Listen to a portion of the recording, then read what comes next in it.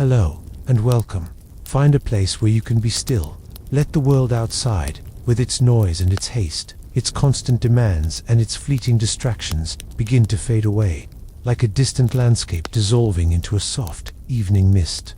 Tonight, our journey takes us to the land of the rising sun, to a time of warriors and of honor, of fleeting beauty and of profound, stoic duty.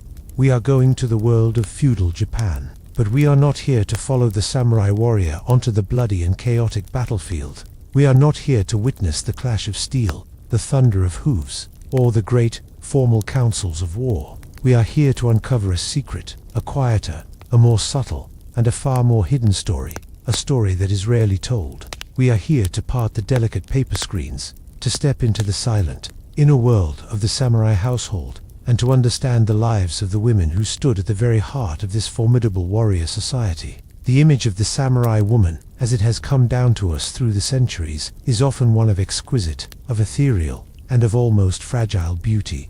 We picture a figure in a magnificent, layered silk kimono, her face a perfect, impassive mask of white powder, her step small, silent, and impossibly graceful. She is a cherry blossom, a symbol of transient, of perfect, and of melancholic beauty. She is a creature of art, of poetry, of the tea ceremony. But this image, like the delicate painted paper screens of her home, is designed to conceal as much as it reveals. It is a beautiful surface that hides a far more complex, a far more resilient, and a far more formidable reality. For beneath the soft silk, the heart of the samurai woman was often forged from the very same hard-tempered and unyielding steel as her husband's sacred sword. Our story begins, as all stories do, with a birth. You are born a daughter into a high-ranking samurai family, a family that has served its lord, its daimyo, for generations. Your birth is not met with the same triumphant, public joy as the birth of a son, an heir who will carry on the family name, who will inherit the family's lands, and who will continue the proud and unbroken warrior's legacy. The birth of a son is a guarantee of the future. Your birth is a different kind of event. It is the arrival of a precious, a valuable, and a powerful political asset. From the moment you draw your first quiet breath in the silent women's quarters of the castle, your life is not your own.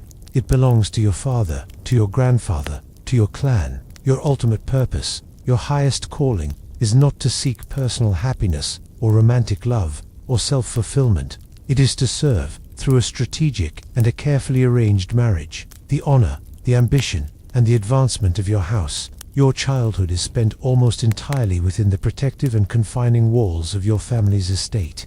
This is your entire world, a world of profound, of ordered, and of almost supernatural beauty, and of a rigid, a constant, and an unyielding discipline. You learn to walk, not on the rough, uneven earth of a peasant's world, but on polished, dark wooden floors that are kept so spotlessly clean by the household servants that they reflect the changing light of the seasons like the still, dark water of a silent pond. You learn to navigate the maze of rooms in your home, rooms that are not separated by solid, permanent walls, but by light, translucent, and movable paper screens, the shoji. These screens, with their delicate wooden lattice work, slide open and closed with a soft, a sibilant, and a rustling sound, constantly changing the shape and the feel of the space, creating a world of subtle boundaries and of fluid, impermanent architecture. You look out upon a garden that is not a wild and tangled profusion of nature. It is a perfectly composed, a deeply symbolic, and an intensely meditative space. It is a landscape of the mind. You see the carefully raked white gravel, its lines as perfect and as rhythmic as the waves of the sea. You see the great, ancient, and moss-covered rocks, placed not at random, but according to ancient and complex principles of harmony, each one representing a mountain or an island in a sacred, mythical landscape. You see the carefully pruned pine tree, its branches twisted and shaped by the gardener's hand over decades into a perfect expression of resilience and of age. It is a world of immense, of profound, and of serene beauty. It is also your gilded cage. It is the silk cocoon in which you will be carefully, patiently, and meticulously prepared for your future and predetermined role. Your education begins almost as soon as you can walk, and it is a demanding, a multifaceted, and a deeply serious one. Unlike women in many other parts of the medieval world, you are not expected to be an ignorant, a purely domestic creature. You are expected to be highly literate, to be cultured, and to be intellectually sophisticated. You spend countless, quiet hours with your private tutor, often a gentle, scholarly, and elderly samurai retainer. You learn the thousands of complex, beautiful, and dauntingly difficult characters of the written language. You learn the angular, the formal characters of the Chinese script, the language of scholarship, of government, and of religion. And you learn the graceful, the flowing, and the cursive script of the Japanese syllabary, the hiragana, the language of poetry, of diaries, of personal expression, the language of women. You learn the ancient and profound art of calligraphy, the shodo, the way of the brush. This is not simply a matter of learning to form the characters correctly, not just a lesson in penmanship. It is a profound spiritual and aesthetic discipline, a form of moving meditation. You learn the slow, the patient, and the highly ritualized process of preparing your tools. You learn to grind your solid ink stick, a carefully guarded object made of soot and of animal glue, on a heavy, black inkstone, the suzuri. You learn to add water, drop by precious drop, with a small, elegant ceramic water dropper, mixing and grinding until the ink reaches the perfect, the silken consistency, a deep, a fragrant, and a lustrous black. You learn to hold the bamboo brush, the food, in a perfectly vertical position, your arm held steady, your wrist relaxed. You learn to control the pressure of your hand, to master the 8 fundamental strokes from which all characters are formed. You learn that calligraphy is a direct and an unfiltered expression of your own spirit. A calm, a balanced, and a disciplined mind will produce beautiful, strong, and graceful characters. A troubled, an agitated, or a distracted mind will produce characters that are weak, unbalanced, and chaotic. To practice your calligraphy, for hours every day, is to practice a form of deep and unwavering self-control. It is a way of cultivating your own inner harmony, your own silent, spiritual strength. You learn the art of poetry, the composition of the short, the elegant, and the highly constrained form of the waka. You learn the strict rules of its meter, its 31 syllables arranged in a pattern of 5, 7, 5, 7, 7. You are taught to express the most complex, the most profound, and the most subtle of human emotions and of natural observations through this rigid and disciplined form. This is not a frivolous pastime. It is an essential social and intellectual skill. The ability to compose and to appreciate a beautiful and an intelligent poem is a fundamental mark of a refined, an educated, and a cultured person. But your education is not just in these gentle, aesthetic arts. You are a woman of the ruling military class, and you are being prepared to be the manager of a great and complex household, perhaps even a great castle with its own lands and its own villages. And so you must learn the practical, the logical, and the demanding arts of accounting and of administration. You learn to read, to write, and to manage the household ledgers, the kakeba. You learn how to record the income from the rice harvests of the lands your family controls. You learn how to calculate the taxes and the dues owed to your husband by the peasants who worked that land. You learn how to manage the expenditures, the cost of maintaining the castle walls, of feeding the household retainers, of buying new weapons and armor for the soldiers, of purchasing the expensive silks, the rare spices, and the fine ceramics that are required for a family of your high status. You must be a shrewd, a careful, and an incorruptible accountant. You must balance the books. You must ensure that the household does not fall into debt, which was a constant and a serious threat for many proud but land-poor samurai families.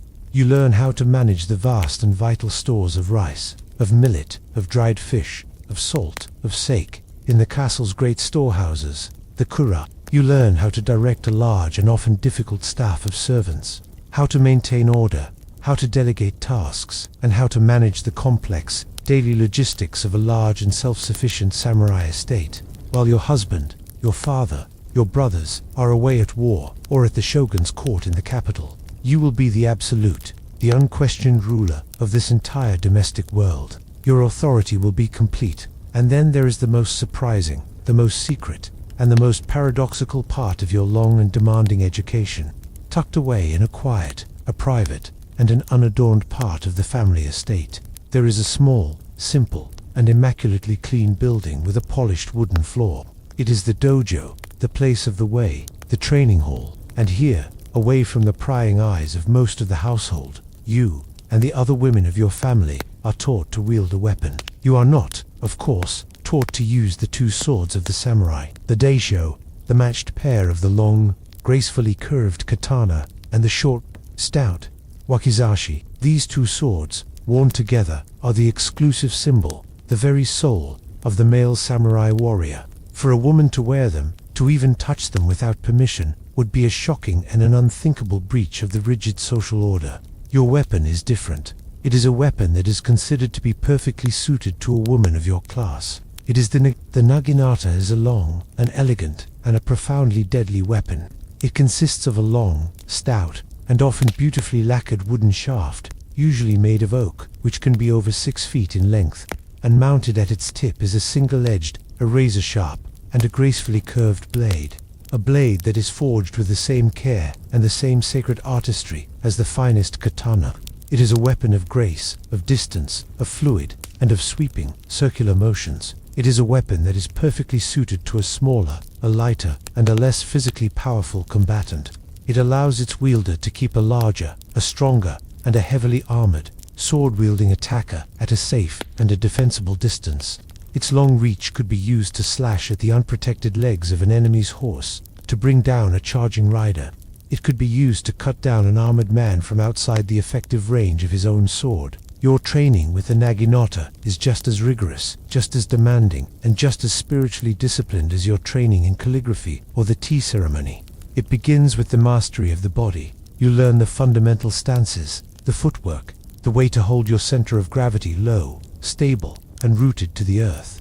You learn to move with a fluid, a powerful, and a perfectly balanced grace, to pivot, to spin, to advance, and to retreat with the effortless speed of a striking snake. Then you learn the forms, the kata. These are long, complex, and prearranged sequences of movements, of strikes, of blocks, of parries, and of thrusts. You practice these forms, again and again, thousands upon thousands of times, until they become a part of your deep, unconscious muscle memory, until you can perform them with a flawless, an unthinking, and an almost automatic perfection. You practice them alone, a silent, a solitary, and a deadly dance of precision in the quiet of the dojo.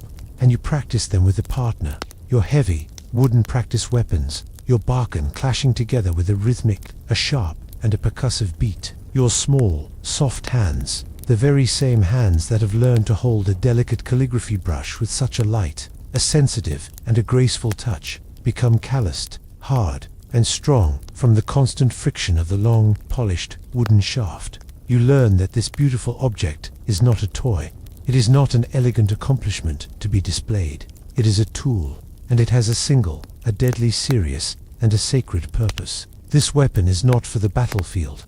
You will not march to war alongside your husband and his army. That is not your role. That is not your place. The Naginata is the weapon of the final line of defense. It is your sacred and your solemn duty, as the future keeper of a castle, as the guardian of the inner world, to protect the home, the fortress, in your husband's absence. In an age of constant, of endemic, and of brutal warfare, this was not an abstract or a theoretical duty. It was a very real, a very present, and a very likely possibility. While your husband and the best of his warriors were away on a distant campaign, a rival lord, seeing an opportunity, might launch a surprise attack on your home, to seize your lands, to extinguish your clan.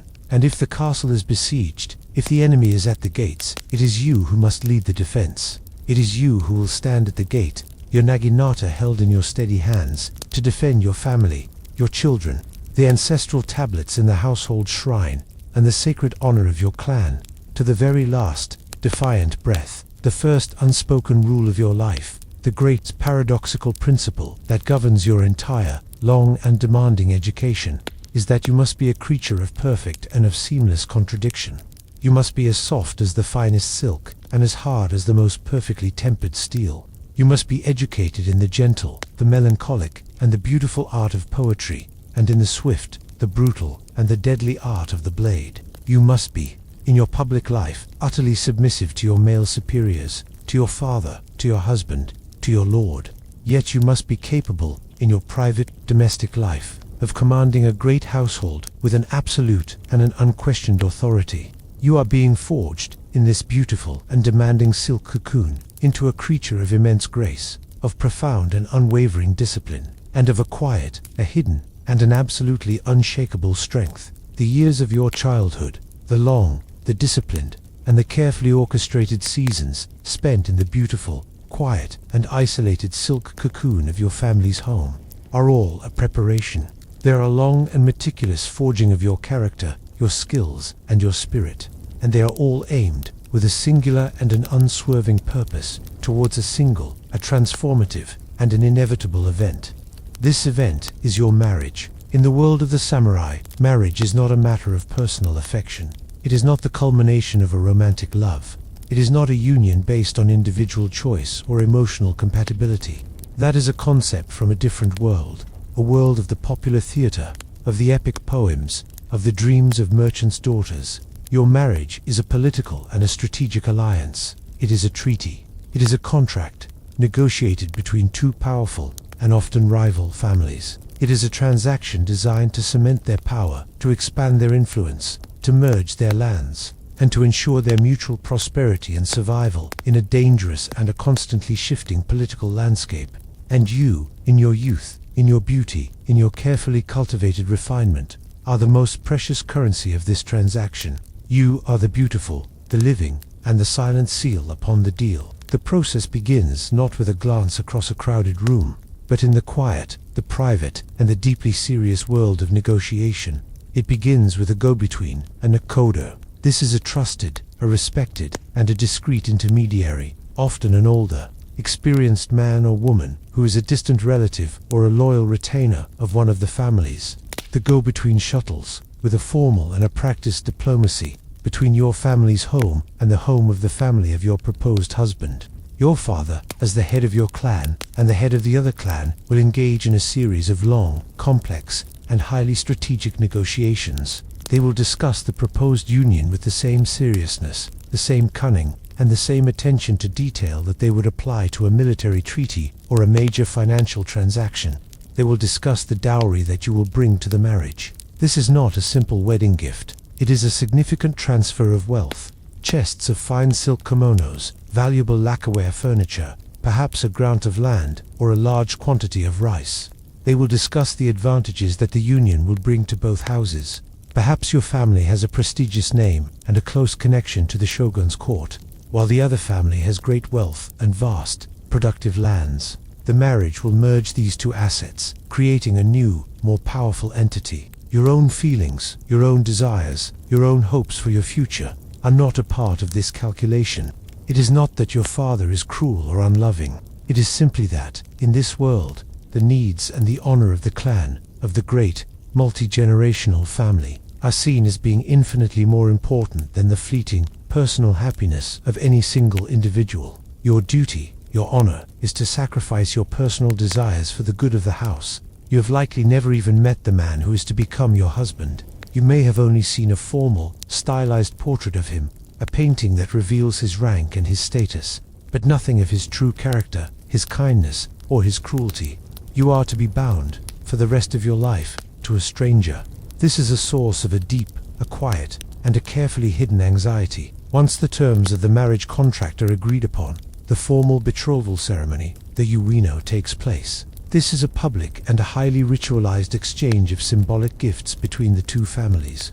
It is a public declaration of their new alliance. The gifts are not chosen at random. Each object is a powerful symbol, a vessel of meaning and of good fortune. The groom's family will send a series of gifts to your family. There might be a piece of dried, dark green kombu seaweed, a symbol of fertility and of the hope for many children. There might be a long, white, and strong linen thread, a symbol of the long, the strong, and the unbreakable bond of the marriage, a wish that you will grow old and gray together.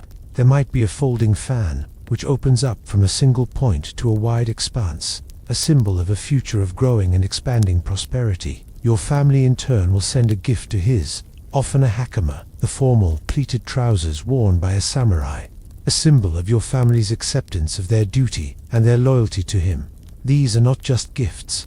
They are a public, a binding, and a sacred promise. The engagement is now sealed. To break it would be a source of immense and of unforgivable dishonor for both families. Your wedding day arrives. It is a day of immense ceremony, of great beauty, and of profound, life-altering significance. You are dressed, in the quiet of your own chambers, by your mother and your female attendants. You are dressed in a magnificent, an elaborate, and an incredibly heavy wedding kimono. It is made of pure, brilliant, and unblemished white silk, a color that symbolizes your ritual purity, your status as a virgin, and your readiness to be dyed the colors, the customs, and the traditions of your new family. It is a symbol of your death to your old life and your rebirth into a new one. Your face is meticulously prepared. It is painted with a thick, a smooth, and a perfect white paste of rice powder, the oshiroi, erasing your individual features and transforming you into a perfect, an idealized, and an impersonal icon of feminine beauty. Your natural eyebrows are plucked or shaved off completely. A new, a higher, and a more delicate pair of eyebrows are then painted on, high up on your forehead, like small, dark, and stylized smudges. This creates an expression of perpetual, doll-like, and serene surprise. Your lips are not to be full and red, a sign of passion. They are to be small and delicate. You use a special rouge made from the crushed and dried petals of the safflower, the benebana, to paint a small, a perfect, and a bow-like shape in the very center of your lips, leaving the rest of their natural shape uncolored. This creates the illusion of a tiny, a formal, and an almost childish mouth. Your hair, your long, black and lustrous hair, which has been your pride your entire life, is styled into an elaborate, a heavy, and a complex architectural construction, held in place with a variety of beautiful, carved tortoiseshell combs and ornamental, silver and gold hairpins. The kanza, and on your head, you wear a white, silk hood, the sunokakushi, the horn hider. This hood is a powerful and a deeply significant symbol of your new role.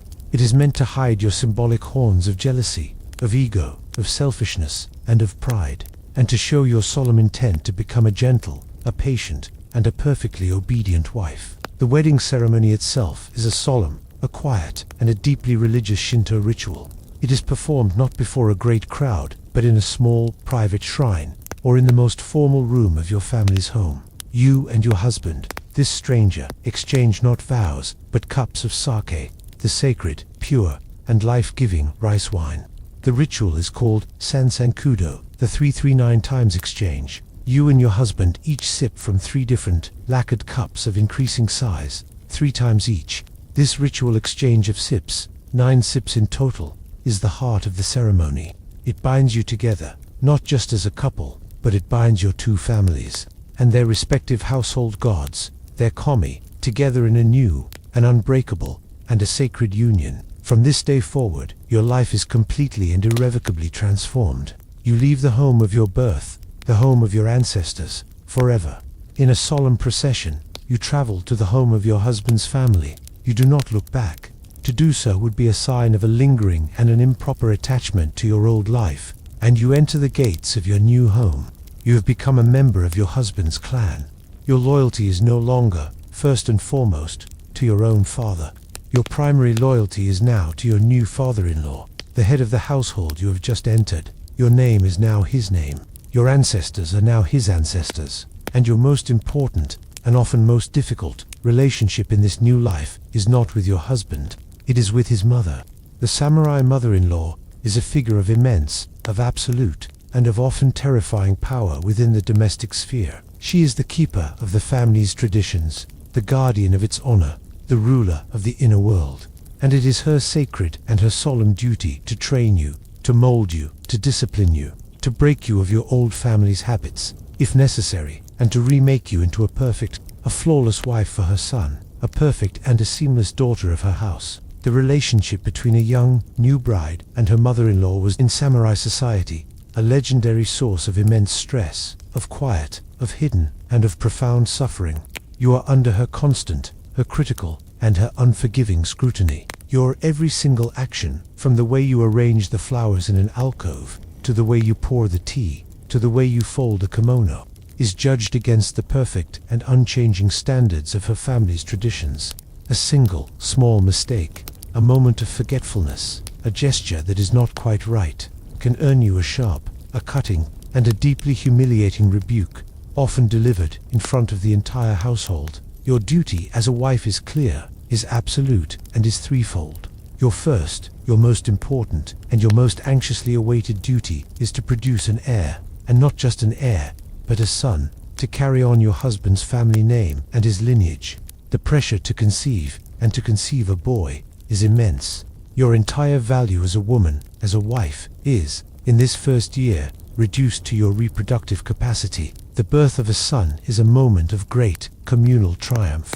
It solidifies your position in your new family. The birth of a daughter is a quiet, a polite, but a profound disappointment. The failure to conceive at all, after a year or two, is a catastrophe. It is a sign of your failure, of your inadequacy, and it can be, and often was, legal and socially acceptable grounds for you to be divorced and sent back to your own family in shame and in disgrace. Your second duty is to manage the household with perfect, with seamless, and with an almost invisible efficiency. As we have seen, you have been meticulously trained for this your entire life. You are the keeper of the castle, the guardian of the inner world. You oversee the servants, you manage the finances, you are responsible for the education of the young children. You must create a home environment that is a perfect, a serene, a beautiful, and a well-ordered refuge for your husband. It must be a place where he can rest and recover from the brutal, the competitive, and the demanding world of the warrior. Your home must be a haven of perfect, predictable, and silent peace. Your third duty is one of absolute, of unquestioning, and of profound loyalty and obedience. You must be loyal not just to your husband, but to his entire clan, to his parents, to his siblings. You must never show jealousy, the first and most despised of the female horns.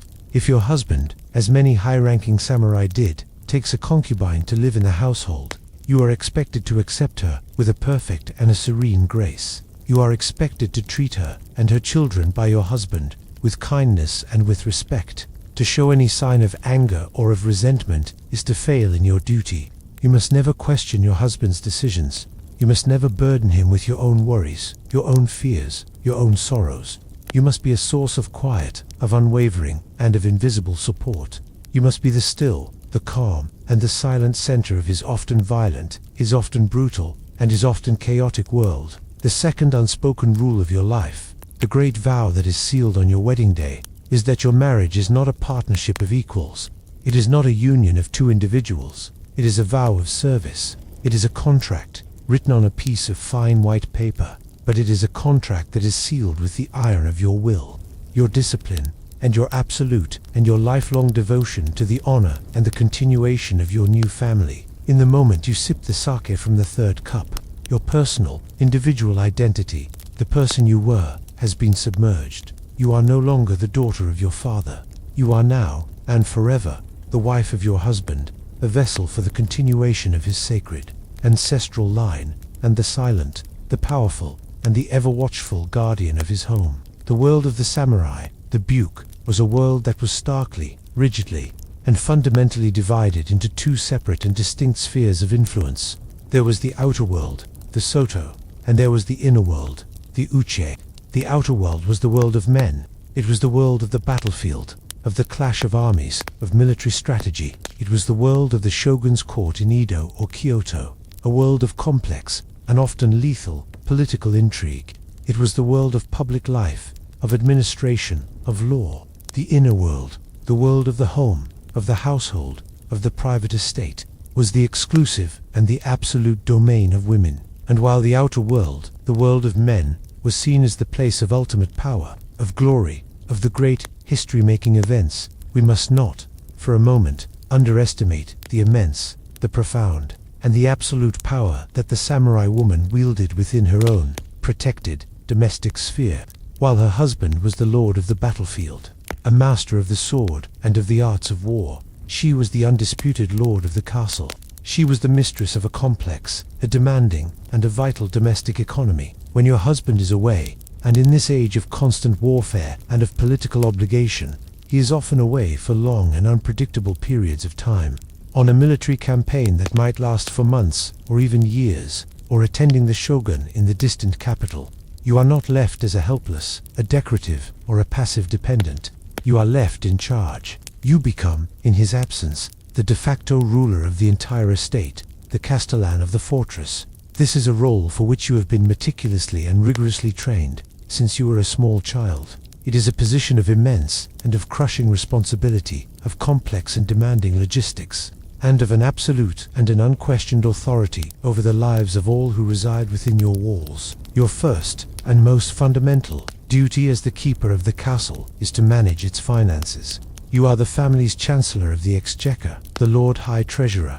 You are the sole and trusted keeper of the household ledgers, the kakebo.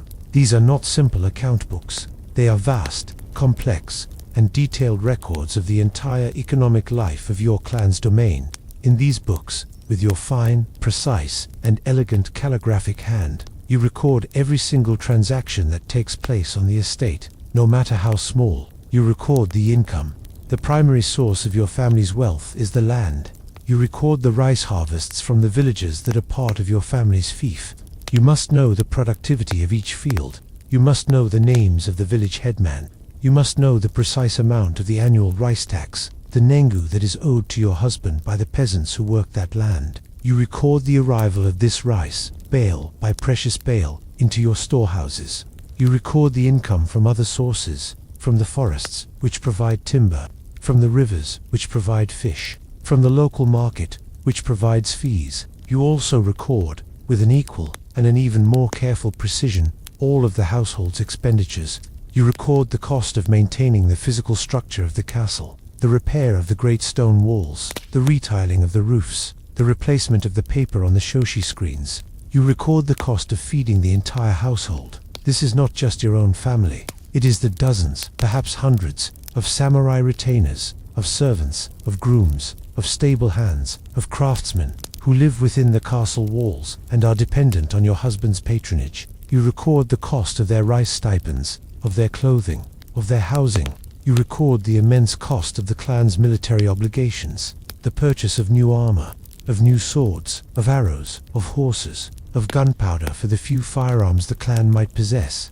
You record the cost of the more refined aspects of your family's life, the purchase of expensive imported silks from China for a new kimono, of rare and fragrant incense for the household shrine, of fine delicate ceramics for the tea ceremony. You must be a shrewd, a careful, and an incorruptible accountant. You must balance the books. You must ensure that the household lives within its means. You must find ways to economize, to reduce waste, and you must be prepared for the unexpected. A bad harvest that reduces your income, a sudden and expensive summons from your husband's lord to contribute to a new military campaign. You are responsible for the long-term economic health and the prosperity of your husband's clan. Many great samurai families fell into ruin, not on the battlefield, but through the mismanagement of their household finances. Your skill as an administrator is as vital to the survival of your clan as your husband's skill as a warrior. Your second great duty is to be a master of logistics. You are the quartermaster of a small and permanently mobilized army. You are responsible for managing the great storehouses, the kura of the castle. You, and you alone, hold the heavy iron keys to these vital, windowless, and fireproofed buildings. You oversee the vast and precious stores of rice, of millet, of dried fish, of pickled vegetables, of salt, of sake. You must protect these stores from damp, from rats, from insects, and from theft. You must carefully ration their use, ensuring that there is always enough to feed the entire household, and that a special, emergency reserve is always maintained. In a time of siege, you're careful, you're meticulous, and your forward-thinking management of the food and water supply can be the single most important factor in the castle's defense. It can be the difference between survival and a humiliating, and often fatal, surrender. You are also responsible for the production of all the goods that are needed by the household. The samurai estate is a small, a complex, and a largely self-sufficient economic unit, and you are its chief executive officer. You oversee the women of the household, the servants, and the ladies-in-waiting, in their daily tasks of spinning the thread from raw silk or cotton, of weaving the cloth on the household looms, and of sewing the thousands of garments, from the simple cotton robes of the servants to the magnificent silk kimonos of your own family. You manage the brewing of the sake and the slow, patient fermenting of the miso paste that is a staple of your diet. The castle is a small, a self-contained, and a highly productive city, and you are its mayor, its chief administrator, and its economic engine. Your third great duty is to be the commander of the household staff. You are the absolute and the unquestioned authority over all the servants and the retainers who live within the castle walls. You must hire them, you must train them, you must manage their complex and often quarrelsome social hierarchies, and you must discipline them when they fail in their duties. You must be a keen and an unsentimental judge of character, able to spot a lazy servant, a dishonest steward, a disloyal guard. Your word is law. A quiet, a firm, and a polite command from you is to be obeyed instantly and without question, while you must always, in your public life, present a face of serene, of gentle, and of almost yielding grace. You must also be capable of a kind of ruthless, an iron-willed, and an unsentimental efficiency in the private, daily management of your domain. You are the benevolent and the all-seeing matriarch of this vast, extended family, and your fourth, and perhaps your most sacred, domestic duty is to be the guardian of the next generation. You are solely and completely responsible for the early education of all of your children, both your sons and your daughters. You are their first and their most important teacher. You teach them their first, complex written characters. You teach them the proper way to hold a brush, the proper way to bow. You tell them the great foundational stories of your culture, the myths of the gods and the goddesses, the history of the imperial family, and, most importantly, the heroic and inspiring stories of the great ancestors of your own clan. You instill in them, from their very first words, the fundamental and the uncompromising values of the samurai, the absolute importance of honor, of loyalty to one's lord, of courage in the face of death, and of a profound and an unwavering self-discipline. Your relationship with your sons is a particularly complex and a poignant one. You will raise them, you will nurture them, you will love them with a fierce, a protective, and a maternal devotion. But you know, from the moment they are born, that they do not truly belong to you. They belong to the outer world, the world of men, the world of the warrior. When a son reaches a certain age, often as young as 7 or 8, he will be taken from you. He will be handed over to his father and to his male tutors to begin his formal, and often brutal, training as a samurai warrior. This is a moment of quiet, of deep, and of carefully hidden maternal grief, but it is also a moment of profound and of lasting influence. You have shaped the fundamental character of this future warrior in his most formative and impressionable years. The lessons of compassion, of justice, of empathy, of wisdom that you have taught him in the quiet, gentle, and feminine world of the nursery will stay with him for the rest of his life. A hidden, a softening, and a humanizing influence on the hard, and often cruel, man he is destined to become. A wise samurai lord, a man known for his just and his compassionate rule, often owed his best qualities to the hidden, the powerful, and the unacknowledged early education of his mother. The castle, in your husband's long and frequent absence, is not just a home, it is a fortress on a frontier. It is a bastion of your clan's power in a dangerous and an often hostile world, and you are its castellan, you are its commander. You must be constantly and unceasingly vigilant.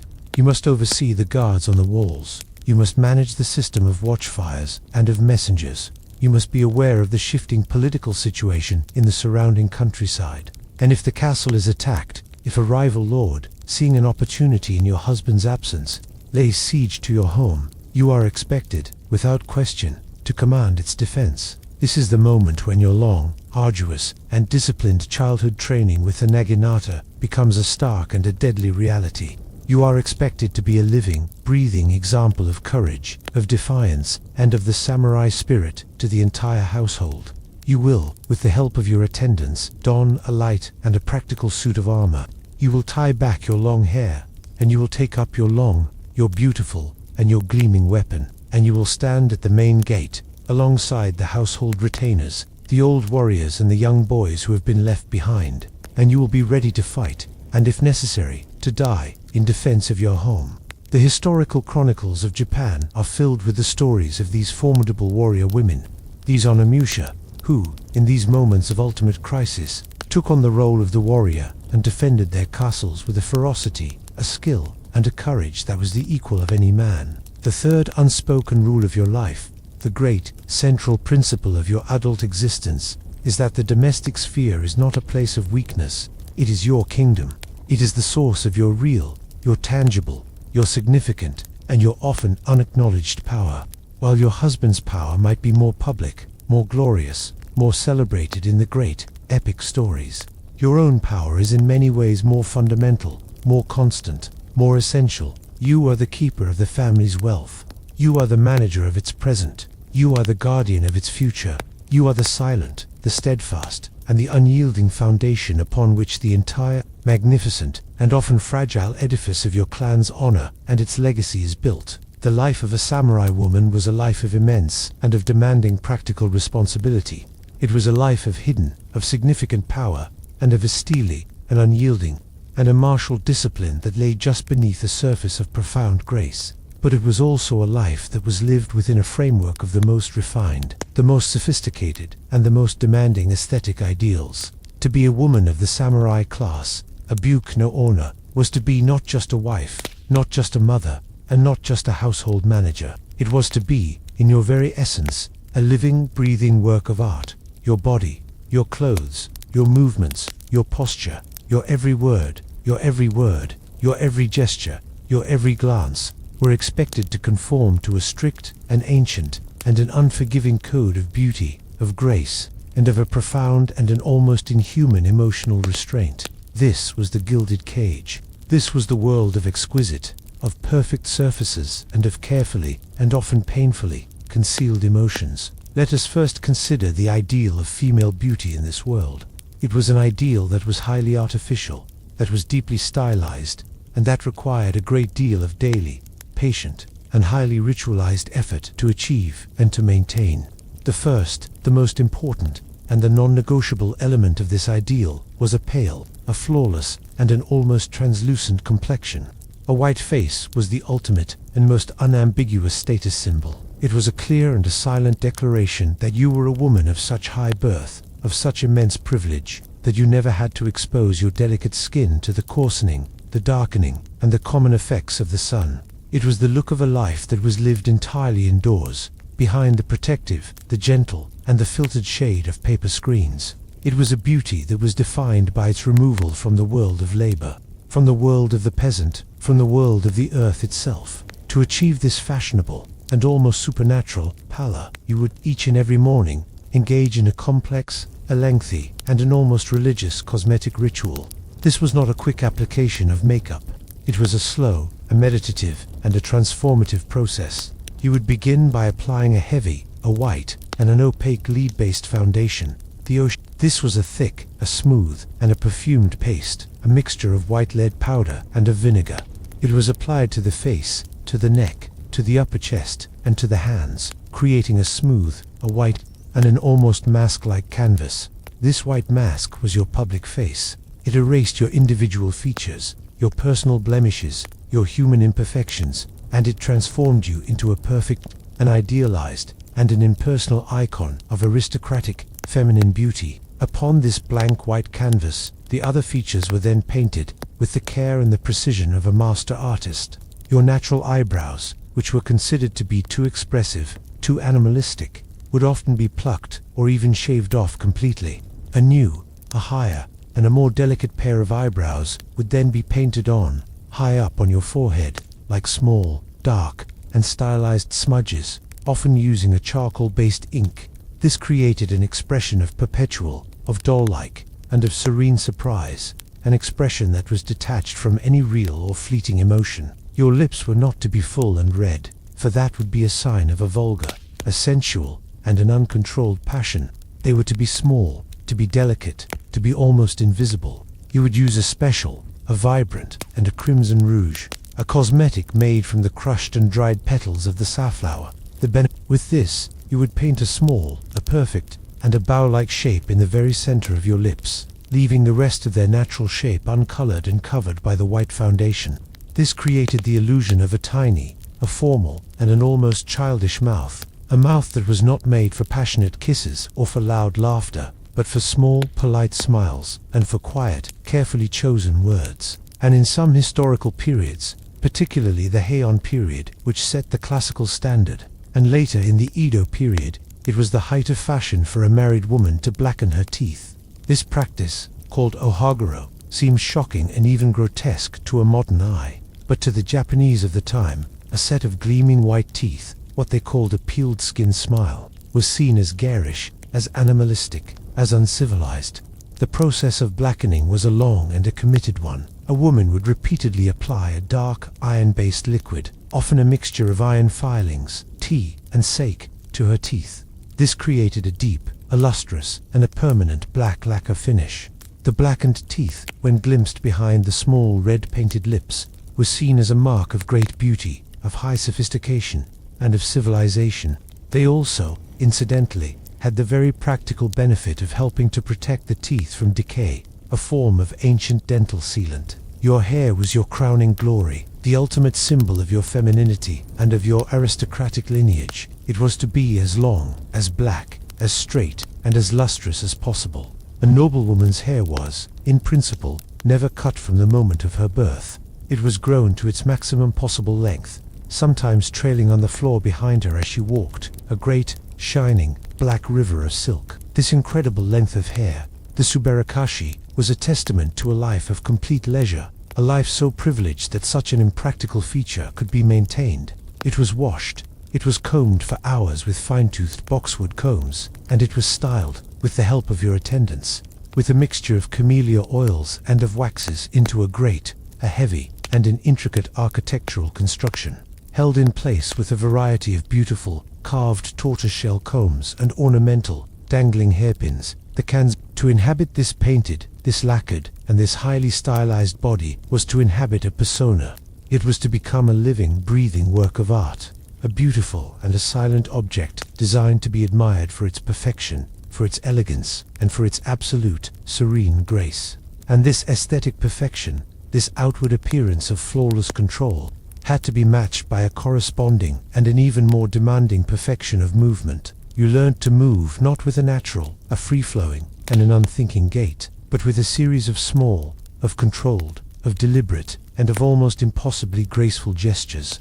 Your kimono, the central garment of your life, was not a simple piece of clothing. It was a complex, a multi-layered, and a highly restrictive work of art. A formal kimono could consist of up to 12 or more layers of silk, each a different color, the edges perfectly aligned at the sleeves and the hem to create a beautiful, subtle rainbow of color. This garment was incredibly heavy, and it was bound tightly around your body with a wide and intricate sash. This beautiful but confining garment forced you to take tiny, shuffling, and almost gliding steps.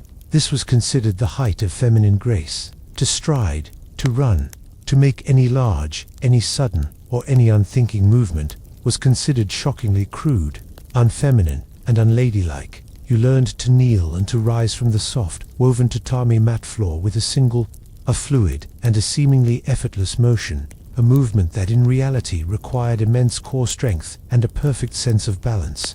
You learned to pour tea, to arrange flowers in a vase, to hold a delicate paper fan, all with a slow, a deliberate, a mindful, and a highly ritualized grace. Your every movement was a performance, a silent, a beautiful, and an unending dance of elegance and of profound physical restraint. And this physical restraint, this control over the outer body, was a mirror, a direct reflection of the profound and the absolute emotional restraint that was expected of you. The samurai woman was to be a creature of perfect, of serene, and of unshakable composure.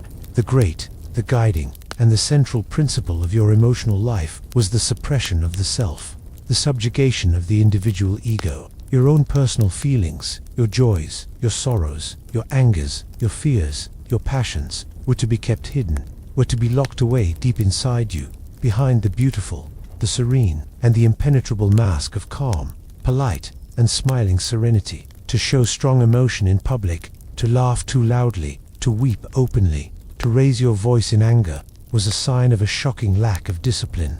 It was a failure of your training. It was a deep and an unforgivable breach of decorum. It was to reveal the messy, the chaotic, and the uncontrolled inner world that your entire aesthetic was designed to conceal. Imagine you received the news, brought by a solemn, dust-covered messenger, that your husband has been killed in a distant battle. In that moment, your world has shattered, your heart is broken, your future is uncertain, but you are expected to show no outward sign of your grief. You will receive the messenger with a calm and a quiet dignity. You will thank him. You will maintain your perfect, serene composure. You will see to the necessary rituals and arrangements for his funeral with a calm and an efficient grace. You will mourn, with a wild and a desperate abandon, in the silent, the lonely, and the private darkness of your own chamber, at night, when no one can see you. But to the outside world, to your children, to your servants, to your husband's retainers, you will present a face of stoic, of honorable, and of unshakable acceptance. This was not a sign of a lack of feeling. It was not a sign of a cold heart. On the contrary, it was a sign of an immense and a profound inner strength. It was a sign of a deep, a powerful, and a lifelong self-discipline. It was a part of the warrior's code, the code of Bushido, and it was a code that you, as a samurai woman, were expected to embody just as much, if not more, than your husband. To be ruled by your emotions was to be weak. To be the absolute master of your emotions was to be strong. And so, you learned, from a very young age, to express your deepest and your most powerful feelings not directly, not through the vulgar medium of tears or of angry words, but indirectly, through the refined, the disciplined, and the beautiful arts of which you were a master. Your deep, your abiding sorrow, your profound and your aching loneliness, your secret and your unrequited love would be poured not into a diary in a direct confession, but into a poem, a short, a perfect, a highly constrained, and a heartbreakingly beautiful waka, composed according to the strictest rules of meter and of form, could express a depth of feeling, a nuance of emotion, that a simple scream could not. The art of flower arranging, the ikebana, was another powerful and beautiful vehicle for this indirect, symbolic expression. The choice of the flowers, their season, their color, their meaning, the way they were arranged, the elegant, the minimalist, and the often asymmetrical lines of the composition, the relationship between the flower, the stem, and the empty space around them. All of this could be a silent and a powerful expression of your current mood, a mood that would be understood and appreciated by any other educated and sensitive person who saw it. A single, drooping camellia in a simple vase could speak volumes about your grief. Your skill in the great and profound ritual of the tea ceremony, the Chanoyu, was also a direct and a visible measure of your inner state. The tea ceremony was a profound and a beautiful ritual of mindfulness, of simplicity, of hospitality, and of a deep aesthetic appreciation for the fleeting beauty of the present moment. Your ability to perform its complex, its slow, its deliberate, and its unvarying sequence of gestures with a calm, a focused, and a serene grace, was seen as a direct reflection of the tranquility, the harmony, and the purity of your own soul. To perform the tea ceremony perfectly, even while your own inner world was in a state of turmoil, was the ultimate act of self-mastery, the fourth unspoken rule of your life, the rule that governed your every waking moment, is that your inner world and your outer world must exist in a state of controlled and of beautiful tension. Your outer self, your public persona, your very body, must be a flawless, a perfect, and an unchanging work of art. It must be a performance of perfect beauty, of perfect grace, and of a perfect serene, and an unreadable composure. Your inner self, with all its messy, its chaotic, its powerful, and its deeply human emotions, must be kept hidden, must be disciplined, must be mastered, and must only be expressed through the indirect, the refined, the symbolic, and the beautiful channels of art and of poetry. You live your life within a gilded cage, a cage of silk, of powder, of ritual, and of a profound, a deep, and an often terribly lonely self-control, in a world that was, in so many ways, profoundly and fundamentally restrictive for women, a world that demanded their public submission, their quiet deference, their emotional silence, and their almost complete self-effacement. There was one realm, one sacred and private space, in which the women of the samurai class, and particularly their cultural ancestors, the aristocratic court ladies of the earlier Heian period, were able to achieve a level of creative, of intellectual, and of emotional expression that was not only the equal of the men of their time, but that often, in its subtlety, in its psychological depth, and in its enduring beauty, far surpassed it. This was the world of literature. It was the world of the brush, of the ink, and of the page. While the men of their class, the samurai and the court nobles, were expected, as a matter of official and public duty, to write in the formal, the scholarly, the prestigious, and the deeply masculine language of classical Chinese, the women were, by a strange and a fortunate quirk of cultural history, left free to write in the vernacular. They were free to write in the newly developing, the fluid, the graceful, and the wonderfully expressive language of their native Japan. And in doing so, in exploring the nuances of their own tongue. They created one of the richest, the most subtle, the most psychologically astute, and the most enduring literary traditions in all of human history. Your education as a samurai daughter was, as we have seen, deeply and fundamentally rooted in literacy. The ability to read and to write was not a frivolous or an optional accomplishment for a young woman of your class. It was an essential and a non-negotiable tool for your future role as a household manager. As a mother, and as a cultured member of the ruling elite, you spent countless quiet and often grueling hours from a very young age in the company of your tutor, a gentle, a scholarly, and an elderly samurai retainer, or perhaps a retired monk, and you learned. You learned the thousands of complex, of beautiful, and of dauntingly difficult characters of the written language. You learned the angular, the strong, the formal, and the intellectual characters of the Chinese script, the kanji, the language of scholarship, of government, of Buddhist scripture, and of men. And you learned the graceful, the flowing, the cursive, and the wonderfully expressive script of the Japanese syllabary, the hiragana. The hiragana was known as onad, or woman's hand. It was seen as a softer, a more graceful, and a more emotional script, a script that was perfectly suited to the expression of the private, the personal, and the poetic. It was the language of the heart. You learned the ancient and the profound art of calligraphy, the shodo, the way of the brush. This was not simply a matter of learning to form the characters correctly. This was not just a lesson in penmanship. It was a profound spiritual, a deep psychological, and an all-encompassing aesthetic discipline. It was a path, a a way of cultivating the self. You learned the slow, the patient, and the highly ritualized process of preparing your tools, a process that was in itself a form of meditation. You would take out your beautiful, and often very valuable, calligraphy set from its lacquered box. You would take the solid ink stick, a carefully guarded and treasured object made from the compressed soot of pine wood and of animal glue, often scented with rare and precious perfumes like musk or You would place a few drops of clean, clear water on the flat surface of the heavy, black inkstone, the sazuri, and then, with a slow, a circular, and a perfectly even motion, you would begin to grind the inkstick against the wet stone. You would do this for a long time, in a state of quiet and of focused concentration, until the ink reached the perfect, the silken, the lustrous, and the deeply black consistency. The rich, earthy, and slightly sweet smell of the ink itself was a part of the experience, a scent that triggered a sense of calm and of creative readiness. You learned to hold the bamboo brush, the food, in a perfectly vertical position, your arm held steady and away from your body, your wrist relaxed but firm. You learned that the characters were not to be drawn with the fingers, but with the entire body, with a movement that originated in your center, your hara.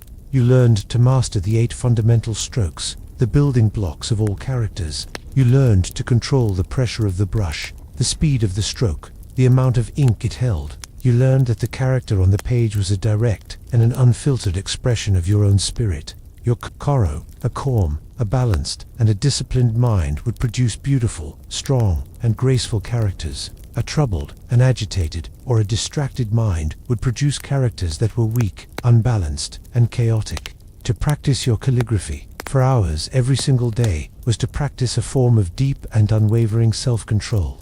It was a way of cultivating your own inner harmony, your own silent, spiritual strength. And you learned to read. You learned to read the great literary works of the past, the works that formed the canon of your culture.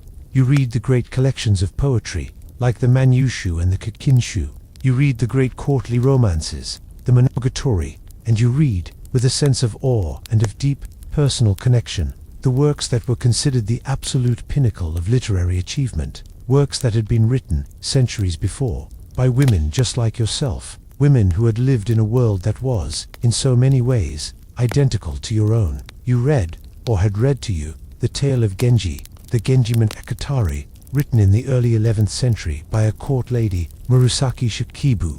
This is arguably the world's first true novel, a vast, a sprawling, a 54-chapter epic, a psychologically profound and deeply melancholic exploration of the life, the loves, and the sorrows of a brilliant and a beautiful, but ultimately tragic, prince. It is a work of incredible subtlety, of deep, heartbreaking sadness, and of an almost impossibly nuanced understanding of the complexities of human emotion. of the fleeting nature of beauty, and of the inevitable, sorrowful workings of fate, of karma. You also read The Pillow Book, the Makura no Soshi, by another great court lady of the same period, Sei Shonagoten. This is a very different kind of book.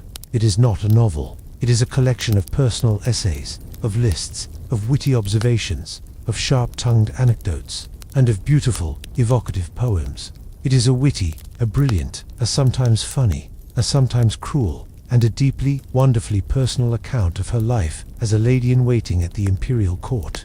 In its pages, she records her thoughts on hateful things, such as a lover who is too hasty in leaving in the morning. She records her thoughts on elegant things, such as a beautiful, patterned robe worn over a white underrobe. She records, with an almost scientific precision, the beauty of the changing seasons, the particular quality of the light at dawn in the spring, the sound of the crickets in an autumn evening, and she records, with a sharp and an often unforgiving eye, the intrigues, the personalities, and the follies of the court. These great works, and others like them, written by the brilliant women of the Heian court, were not just stories for you. They were your textbooks. They were your guides to the art of being a cultured, an intelligent, and a sensitive woman. They taught you about the complex and often painful realities of love and of loss. They taught you how to observe the world around you with a keen, an aesthetic, and a deeply appreciative eye. And most importantly, they showed you that the pen, the brush, could be a powerful, a liberating, and an essential tool of expression. They showed you that it was possible to create a rich, an enduring, and an intensely personal world, even from within the silent, the gilded, and the often lonely confines of the cage. And so, you learned to write for yourself. You would keep a diary, a journal, a pillow book of your own, in the quiet, the private, and the safe solitude of your own chamber, by the soft, the warm, and the gentle light of a paper lantern. You would take out your beautiful calligraphy set, and you would write. You would record the events of your day, the small triumphs, the quiet, stinging humiliation. You would describe the beauty of the full moon on a frosty winter night, or the deep, profound sadness you felt upon seeing the first scattered petals of the cherry blossoms falling in the garden. And you would, with a courage and an honesty that you could never show to the outside world, explore the complex, the hidden, and the often contradictory landscape of your own inner world. Your diary was your most trusted and your only true confidant. It was the one place where you could be completely, utterly, and safely honest. It was the one place where you did not have to perform, where you did not have to wear the serene and impenetrable mask of polite, feminine composure. In the pages of your journal, you could confess your secret sorrows, your forbidden desires, your deep and your abiding love for a man who was not your husband. You could express your bitter resentments towards your domineering mother-in-law. You could voice your deep and your often terrifying loneliness. The act of writing was a form of therapy. It was a way of processing and of understanding your own complex and often difficult life. It was a way of giving shape, of giving meaning, and of giving a quiet and an enduring beauty to your own unique and precious experience. And you would write letters. In a world where men and women of your class were kept largely and formally separate, the letter was the primary and the most important vehicle for courtship, for romance, and for intrigue. A man who was interested in you, who had perhaps caught a fleeting glimpse of you behind a screen, would not approach you directly. He would send you a letter. This letter would likely be in the form of a poem, a waka, a short, an elegant, and a beautifully crafted expression of his admiration. And the presentation of this letter was as important as its content. It would be written on a piece of beautiful, of rare, and of exquisitely perfumed paper. A paper whose color and whose scent was chosen to perfectly match the mood of the poem and the season of the year. And it would be attached, with a delicate silk cord, to a flowering branch, a spray of fragrant plum blossom in the late winter, a branch of crimson maple leaves in the autumn. Your response had to be just as carefully, as subtly, and as artfully constructed. You would have to compose a poem of your own, one that was a clever, a witty, and a subtle response to a poem that showed your own intelligence and your own poetic sensibility. You would choose a piece of paper of a corresponding, but not an identical, color and scent. And you would write your poem in your most beautiful, your most elegant, and your most expressive calligraphic hand. Your intelligence, your taste, your refinement, your very soul would be judged by the quality of this response. A clumsy poem, a poorly written character, the wrong choice of paper, could all signal that you were not a worthy or a sufficiently cultured partner. This delicate, this beautiful, and this highly aesthetic exchange of letters was the long, the slow, and the deeply romantic dance of aristocratic courtship. The fifth unspoken rule of your life, the rule that provides you with your greatest source of comfort, of expression, and of power, is that the pen is your voice. In a world that so often demanded your public silence, your quiet and your graceful self-effacement, the written word was your primary means of self-expression, of intellectual engagement, and of emotional release. Your skill with the brush, your deep knowledge of poetry, your ability to articulate your most subtle and your most profound thoughts and feelings on paper were not just accomplishments. They were essential tools for surviving, for navigating, and for finding meaning in the complex, the beautiful, and the often deeply lonely social and emotional landscape of your world. The battlefield of the samurai man was the place of the sword. Your battlefield, and your most sacred sanctuary, was the blank, the silent, and the infinitely patient surface of the page. We have spent a great deal of our journey exploring the refined, the aesthetic, and the deeply disciplined inner and domestic world of the samurai woman. We have seen her as a poet, as a calligrapher, as a shrewd administrator, as a living, breathing work of art. It is a world that can seem, from our modern and distant perspective, to be almost entirely divorced from the brutal, the violent, and the profoundly martial reality of the samurai class to which she belonged. But we must not be fooled by these serene, beautiful, and carefully constructed surfaces, for beneath the multiple rustling layers of soft silk, behind the delicate, painted paper screens, at the very heart of this world of sublime grace and of exquisite beauty, there lay a core of tempered, of unyielding, of disciplined, and of deadly steel. The long and demanding education of a samurai woman was not complete with her mastery of the calligraphy brush and the koto. Her education also, and essentially, included the mastery of the blade, tucked away in a quiet, a private, and a secluded part of your family's great residential complex. There is a small, a simple, and an unadorned building. It is the dojo, the place of the way, the training hall. It has a polished wooden floor, a high ceiling, and its paper screens are often kept open to the air. And here, away from the prying eyes of most of the household, away from the world of the servants and the male retainers, you, and the other women of your family, your mother, your aunts, your sisters, your cousins, are taught to wield a weapon. You are not, of course, taught to use the two swords of the samurai, the daisho. This matched pair, the long, gracefully curved katana, and the short, stout wakizashi, are more than just weapons. They are the exclusive and the sacred symbol, the very soul of the male samurai warrior. For a woman to wear them, to train with them in a formal capacity, would be a shocking and an unthinkable breach of the rigid and deeply gendered social order. Your weapon is different. It is a weapon that is considered to be perfectly and uniquely suited to a woman of your class. A weapon that complements your perceived physical grace and compensates for your perceived lack of physical strength. It is the Naginata is a long, an elegant, and a profoundly deadly weapon. It consists of a long, a stout, and an often beautifully lacquered wooden shaft, usually made of a dense, hard Japanese oak.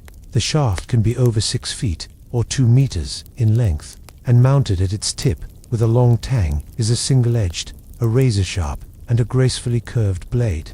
The blade itself is a work of art, forged with the same care, the same secret, and the same sacred artistry as the finest katana.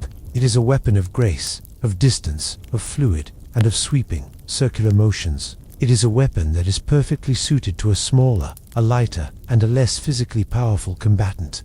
It allows its wielder to keep a larger, a stronger, a more aggressive, and a heavily armored, sword-wielding attacker at a safe and a defensible distance. Its long reach could be used to slash at the unprotected legs of an enemy's horse, to bring down a charging, armored rider. It could be used to cut down an armored man from outside the effective and dangerous range of his own sword. It is a weapon of elegant and of lethal efficiency. Your training with the Naginata is just as rigorous, just as demanding, and just as spiritually disciplined as your training in calligraphy or the tea ceremony. It is another due, another way, another path to the cultivation of the self. It begins not with the weapon, but with the mastery of your own body. You learn the fundamental stances, the footwork, the way to hold your center of gravity, your hara low, stable, and rooted to the earth. You learn to move with a fluid, a powerful, and a perfectly balanced grace. You learn to pivot, to spin, to advance, and to retreat with the effortless speed, the coiled energy, and the sudden, explosive power of a striking snake. Then you learn the forms, the kata. These are long, complex, and prearranged sequences of movements, of strikes, of blocks, of parries, and of thrusts.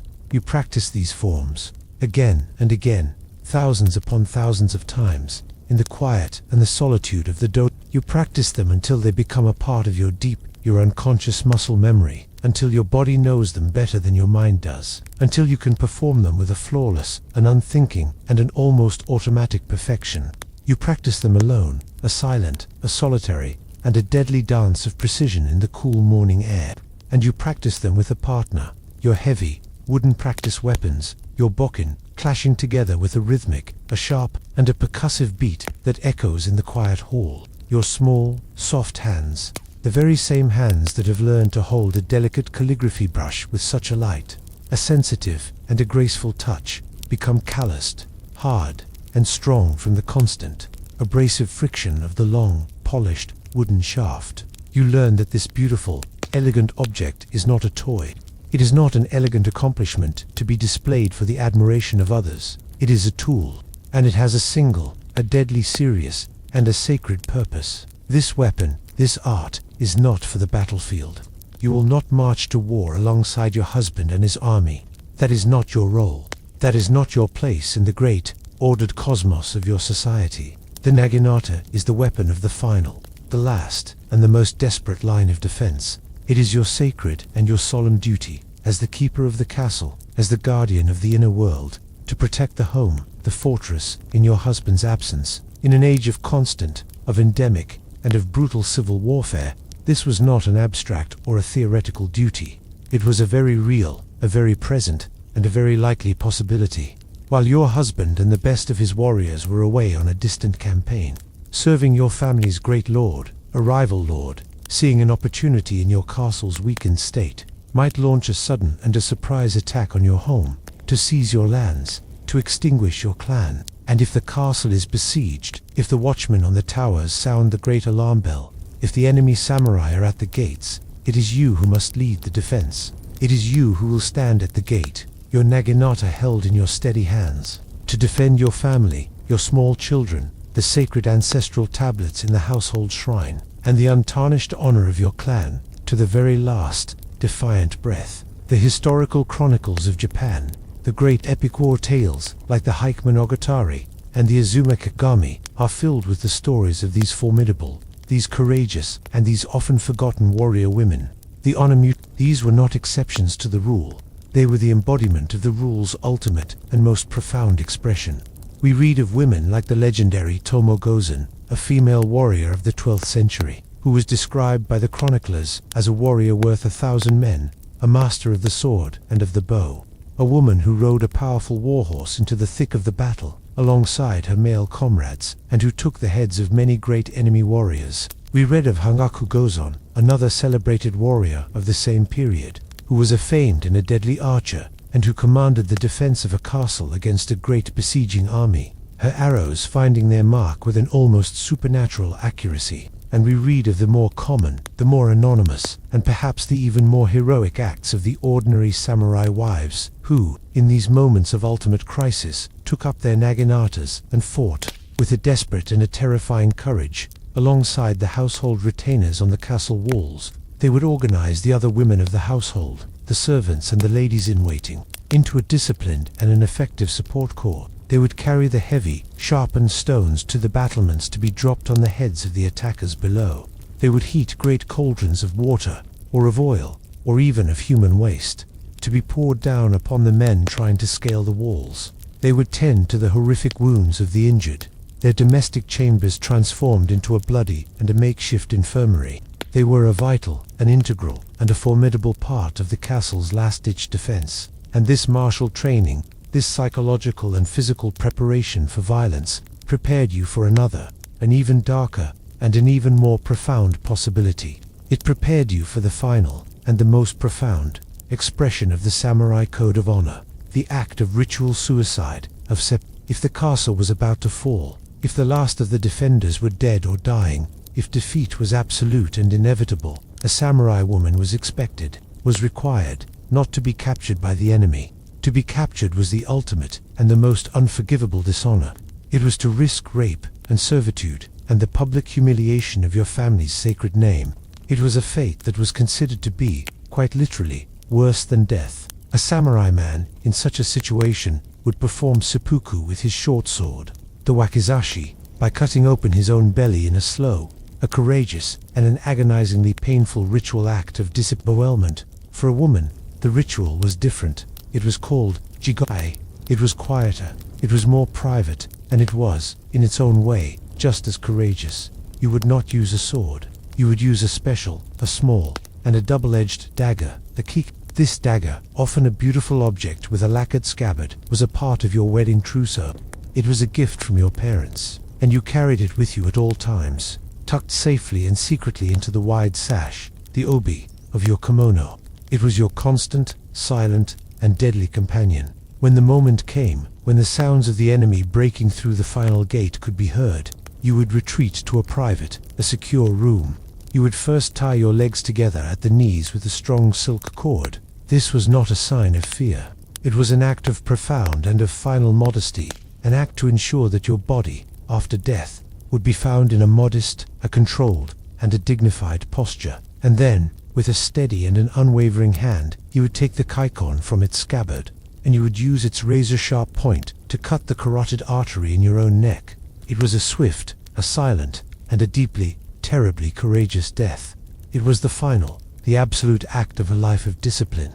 It was the ultimate proof of your unyielding loyalty to the warrior's code, the sixth unspoken rule of your life, the rule that is the iron core hidden within the soft silk of your existence, is that your grace must have a foundation of steel. Your beauty must be backed by a deadly and a practical skill. Your profound and your lifelong submission to the social order must be balanced by an absolute and an unyielding commitment to the defense of your home and of your honor. You are the silent, the steadfast, and the formidable guardian of the inner world, and you must be prepared, at any moment, without hesitation and without fear, to fight, and if necessary, to die, to protect it. The world of the samurai woman was a world of profound, of deliberate, and of carefully maintained segregation.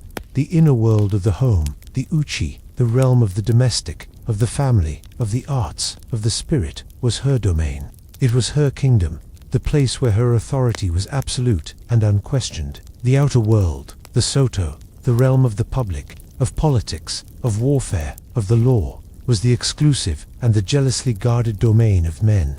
A respectable samurai woman, a woman of high birth and of good standing, would spend the vast overwhelming majority of her life within the protective and confining walls of her own home, or the homes of her close relatives. She would not go out to the bustling, noisy, and common marketplace. She would not frequent the boisterous and often bawdy world of the kabuki theater or the public baths. Her interactions with men outside her own immediate family, her father, her husband, her sons, her brothers, were strictly limited, highly formalized, and always chaperoned. And yet, she was not an ignorant, an uninformed, or a cloistered recluse, completely detached from the great and often violent events that were shaping her world.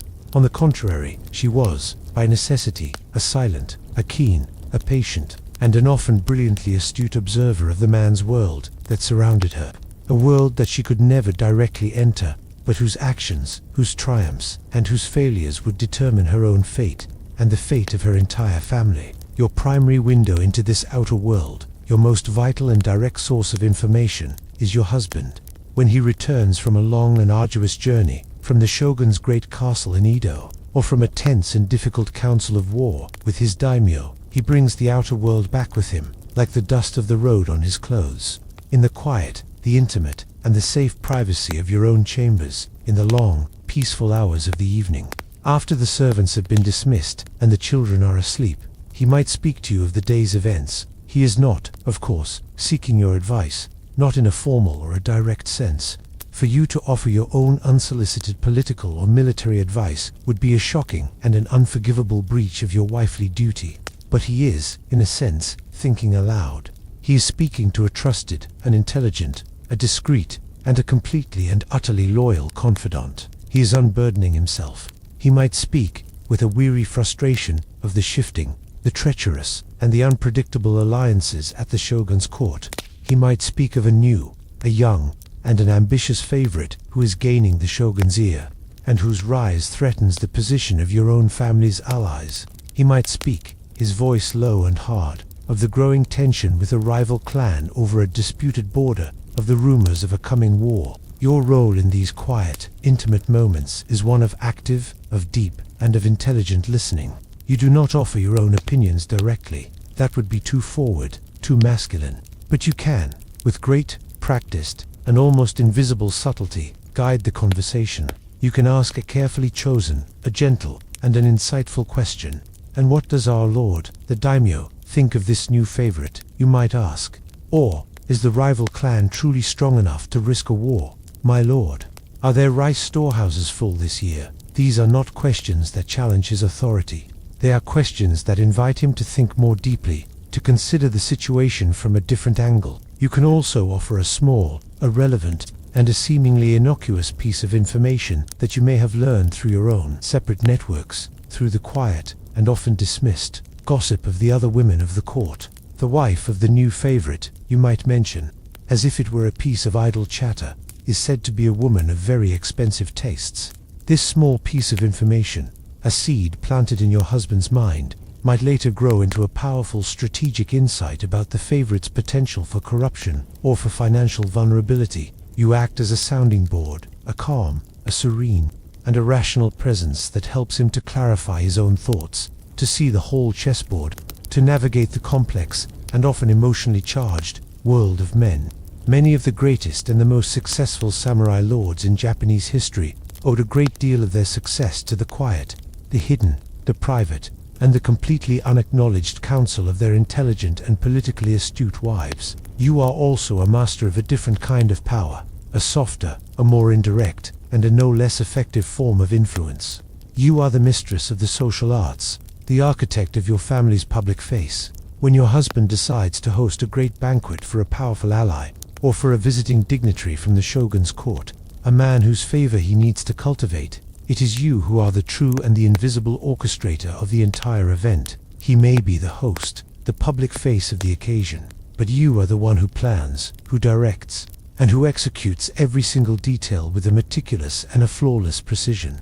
You are the one who plans the menu, a complex and a deeply symbolic sequence of dishes that is designed not just to please the palate, but to honor the guest and to reflect the season. You are the one who chooses the perfect, the beautiful, and the appropriate painted scroll to be hung in the formal alcove. The tokonoma. You are the one who creates the perfect, the simple, and the deeply meaningful flower arrangement, the ikebana, to be placed before it. You create an atmosphere of perfect, of serene, of elegant, and of seemingly effortless hospitality. The guest will feel honored, will feel respected, will feel that your clan is one of great tastes, of great culture, and of great power. The success of the entire political negotiation may depend on the perfection of the atmosphere you have created, and during the event itself, you move, a silent, a graceful, and an almost invisible presence, through the rooms. You ensure that every guest is comfortable, that their cup of sake is always full, that their every need is anticipated and met by the well-trained servants, and all the while, you watch, you observe the subtle, the non-verbal interactions. You see the formal, the polite, but the deeply cold bow that is exchanged between two rival lords. You see the subtle, the quick, and the approving glance that the great lord gives to one of his junior retainers. You see the signs of a new friendship being forged, of an old rivalry being rekindled. And you listen to the quiet, the unguarded conversations that take place in the corners of the room. Conversations that are fueled by the warm and the loosening effects of the sake. A great deal of the most important political business of the samurai world was conducted not in the formal and often posturing atmosphere of the council chamber, but in the relaxed, the informal, and the seemingly social atmosphere of the banquet. And you, the silent, the unobtrusive, and the seemingly powerless hostess, are in a perfect position to gather fragments of information, small pieces of the great political puzzle that may be of vital and of immediate importance to your husband and to your clan. Your friendships with other women are also a crucial and a powerful political tool. Your network of female friends, of your own female relatives, of the other ladies in waiting in your circle, is a powerful, a discreet, and a highly efficient intelligence-gathering network. The women of the samurai class, confined as they were to the domestic sphere, were the absolute masters of the world of secrets, of gossip, of personal information. A quiet, a pleasant, and a seemingly innocent conversation over a cup of tea with the wife of your husband's greatest political rival might yield a small, but a crucial, piece of information. You might learn of his secret debts, of his son's scandalous and dishonorable behavior, of his wife's own unhappiness. This information, when passed discreetly to your husband, could be used as a powerful and a devastating weapon in the political battles to come. And then there is the most direct, the most dangerous, and the most dramatic way in which a samurai woman could be forced to engage with the brutal, high-stakes world of men. This was through the ancient and the accepted practice of political hostage-taking. It was a common, a standard, and a highly effective practice for a great lord, a daimyo, to demand that his most powerful and most important vassals send their wives and their children to live permanently at his own great castle court. This was a way of ensuring the absolute and unwavering loyalty of his retainers. If a vassal, a lesser lord, was contemplating rebellion or a shift in his allegiance, the certain and unspoken knowledge that his own beloved wife and his own precious children were in the hands of his lord, and could be, and would be, executed at a moment's notice, was a powerful, a chilling, and a highly effective deterrent. To be a political hostage was a strange, a surreal, and a difficult existence. You would live a life of almost unimaginable material luxury at the court of the great lord. You would be dressed in the finest silks. You would eat the most exquisite food. You would be treated, in all public interactions, with the utmost and the most formal forms of respect. But you were a prisoner. You were a beautiful, a well-dressed, and a highly prized prisoner in a great, magnificent, and inescapable gilded cage. Your every movement would be watched. Your every letter would be read. Your every conversation would be noted and reported. You were a living, breathing symbol of your husband's submission and of his loyalty.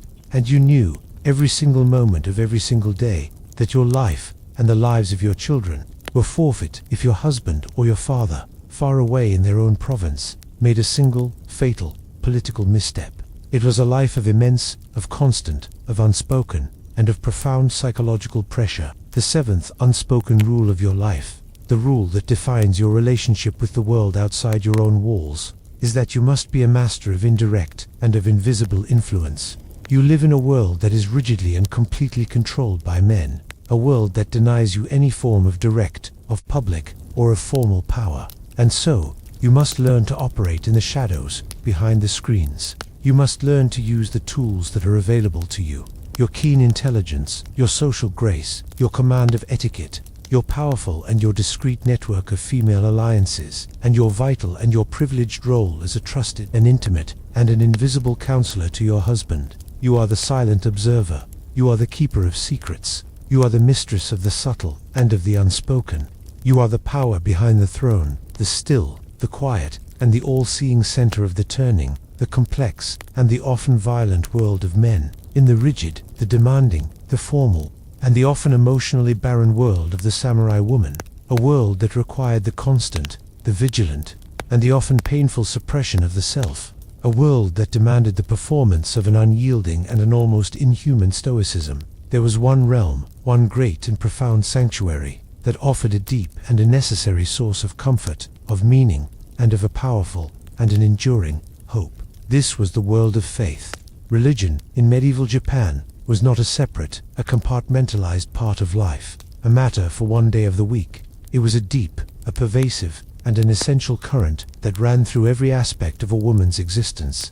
It shaped her understanding of life, of death, of suffering, of beauty, and of her own small, yet significant, place in the great, the complex, and the often sorrowful cosmic order of things. The spiritual landscape of medieval Japan was a rich complex and a beautiful tapestry woven from two distinct, but in practice, beautifully and seamlessly intertwined threads. The first was the ancient, the native, the indigenous, and the animistic faith of Japan. Shinto, the way of the gods, or the kami. Shinto was a religion of this world, of this life, of this land, It was a deep, a profound, and a joyful reverence for the divine spirits, the kami, that were believed to inhabit every aspect of the natural world. A majestic, a snow-capped mountain, a great, an ancient, and a gnarled camphor tree, a powerful, a thundering waterfall, a strange, a beautiful, and a uniquely shaped rock hall. Of these could be the dwelling place, the embodiment of a kami, and the spirits of the clan's own ancestors, the great chain of the dead stretching back into the mists of time, were also a part of this vast and this divine community. Shinto was a religion of purity, both physical and spiritual. It was a religion of gratitude for the breathtaking and often fleeting beauty of the natural world. And it was a religion of a deep, an abiding, and an unbreakable connection to one's family, to one's clan, and to the sacred, the divine land of Japan itself. The second, and for many samurai women, the more intellectually, the more philosophically, and the more emotionally profound thread, was Buddhism.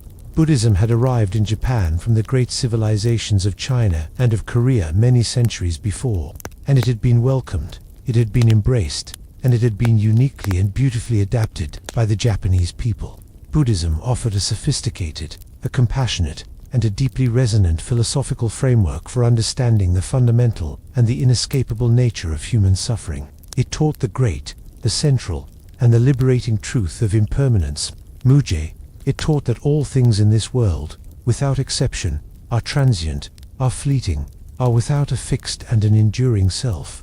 The most beautiful flower, the strongest castle, the most powerful warrior, the most passionate love, your own precious, living body, all of these are destined to change, to fade, to wither, and to pass away. The cherry blossom, the great, central symbol of the samurai ethos, is so deeply loved, not just for its delicate, its pale pink, and its almost ethereal flowers, but for the very fact that its beauty is so fragile, so fleeting.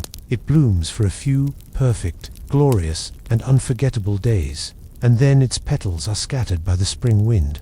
This was the ideal of the samurai life, to live with a constant, a keen, and an unflinching awareness of the constant presence of death, and to die, when the time came, a beautiful, a noble, and a timely death, like the falling of a blossom. And Buddhism taught that the root cause of all human suffering, of all dukkha, was desire, was attachment, was the ego's desperate, a futile, and a painful clinging to the things of this transient and illusory world.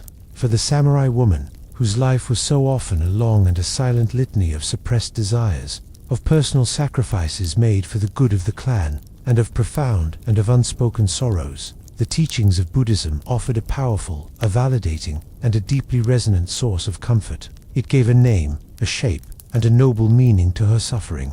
Her life of constant emotional restraint was not just a social requirement, a demand of the patriarchal order.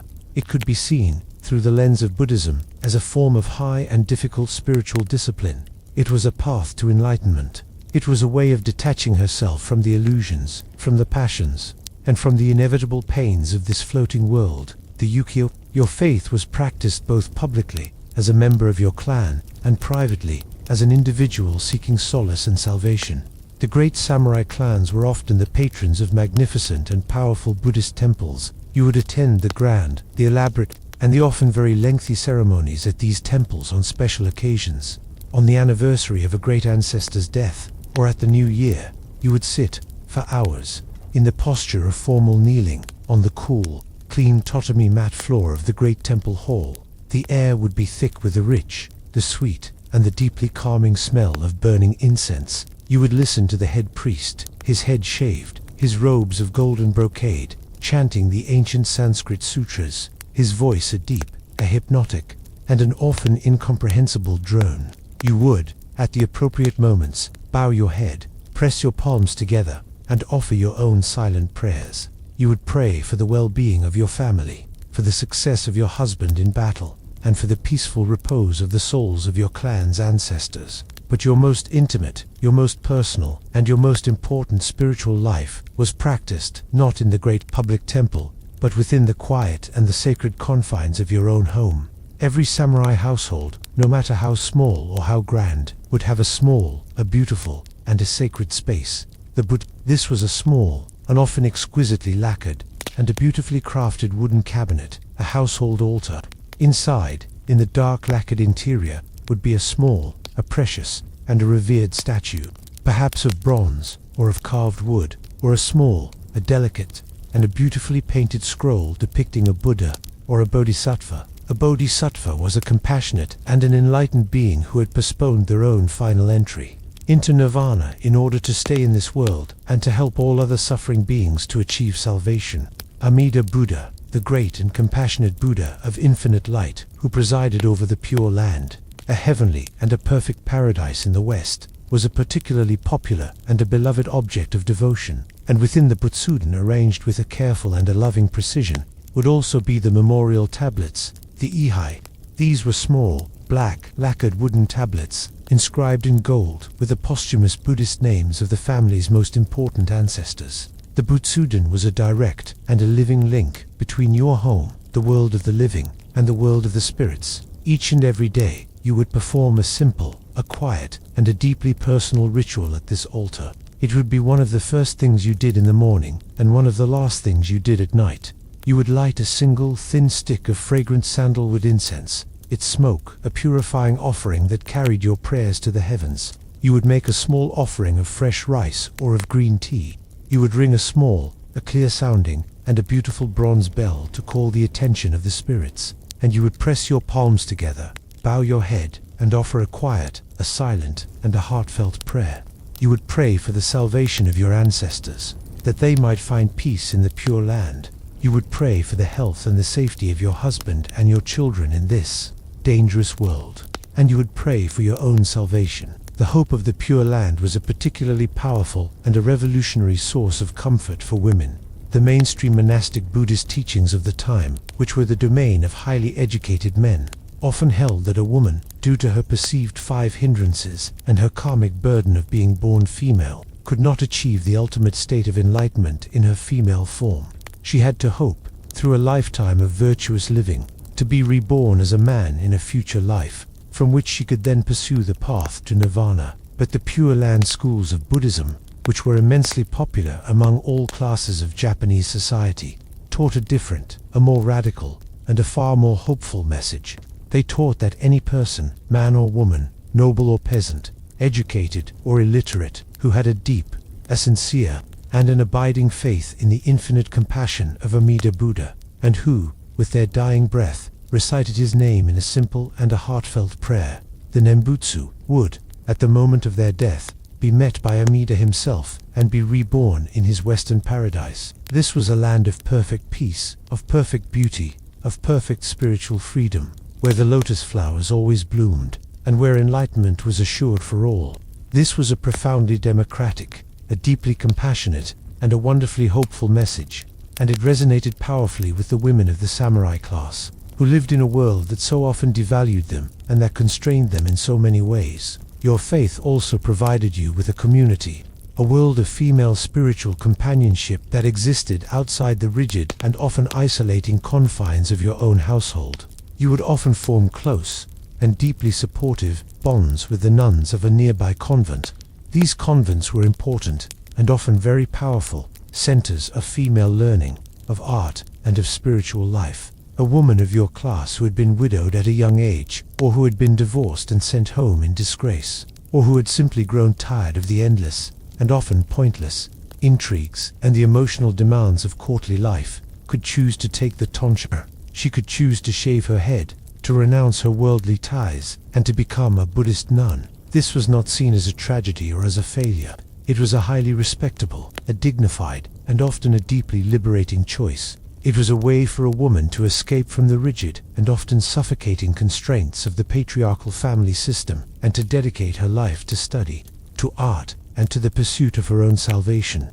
Many of the greatest, the most celebrated, and the most enduring female poets and artists of medieval Japan were Buddhist nuns. The 8th unspoken rule of your life, the rule that provides the deep, the silent, and the invisible foundation for your entire existence, is that your faith is your sanctuary. It is your inner fortress. It is the one place that the demands of your husband, of your clan, of your society cannot fully penetrate. In a world that demands your constant performance, your endless self-sacrifice, and your unwavering and often exhausting stoicism, Your spiritual life is the one place where you can find a deeper meaning for your suffering, a more profound comfort for your sorrows, and a more enduring and a more luminous hope for a life beyond this one. It is the quiet, the still, the private, and the unshakable foundation upon which you build your life of silent, of graceful, and of profoundly courageous endurance. It is the deeply held and the life-sustaining belief that even in this transient, this sorrowful, and this floating world, there is a path to a lasting, a real, and a luminous peace. The world of the samurai woman was a world that was defined, from its very beginning, by a profound and a deeply ingrained sense of impermanence. The cherry blossom, the sakura, the great, central, and defining symbol of the entire samurai ethos, is so deeply and so dearly loved, not just for its delicate, its pale pink, and its almost ethereal flowers. It is loved for the very fact that its beauty is so fragile, so fleeting, so transient. It blooms for a few perfect, glorious, and unforgettable days, a cloud of impossible beauty, and then, at the very peak of its perfection, its petals are scattered by the spring wind, falling like a gentle, pink snow. This was the ideal of the samurai life, for both men and for women. It was to live with a constant, a keen, an unblinking, and an unflinching awareness of the constant presence of death.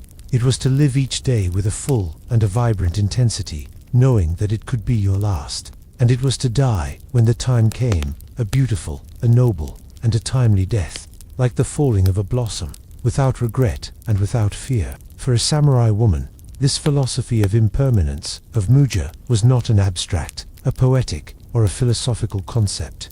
It was a daily, a practical, and an often brutal reality.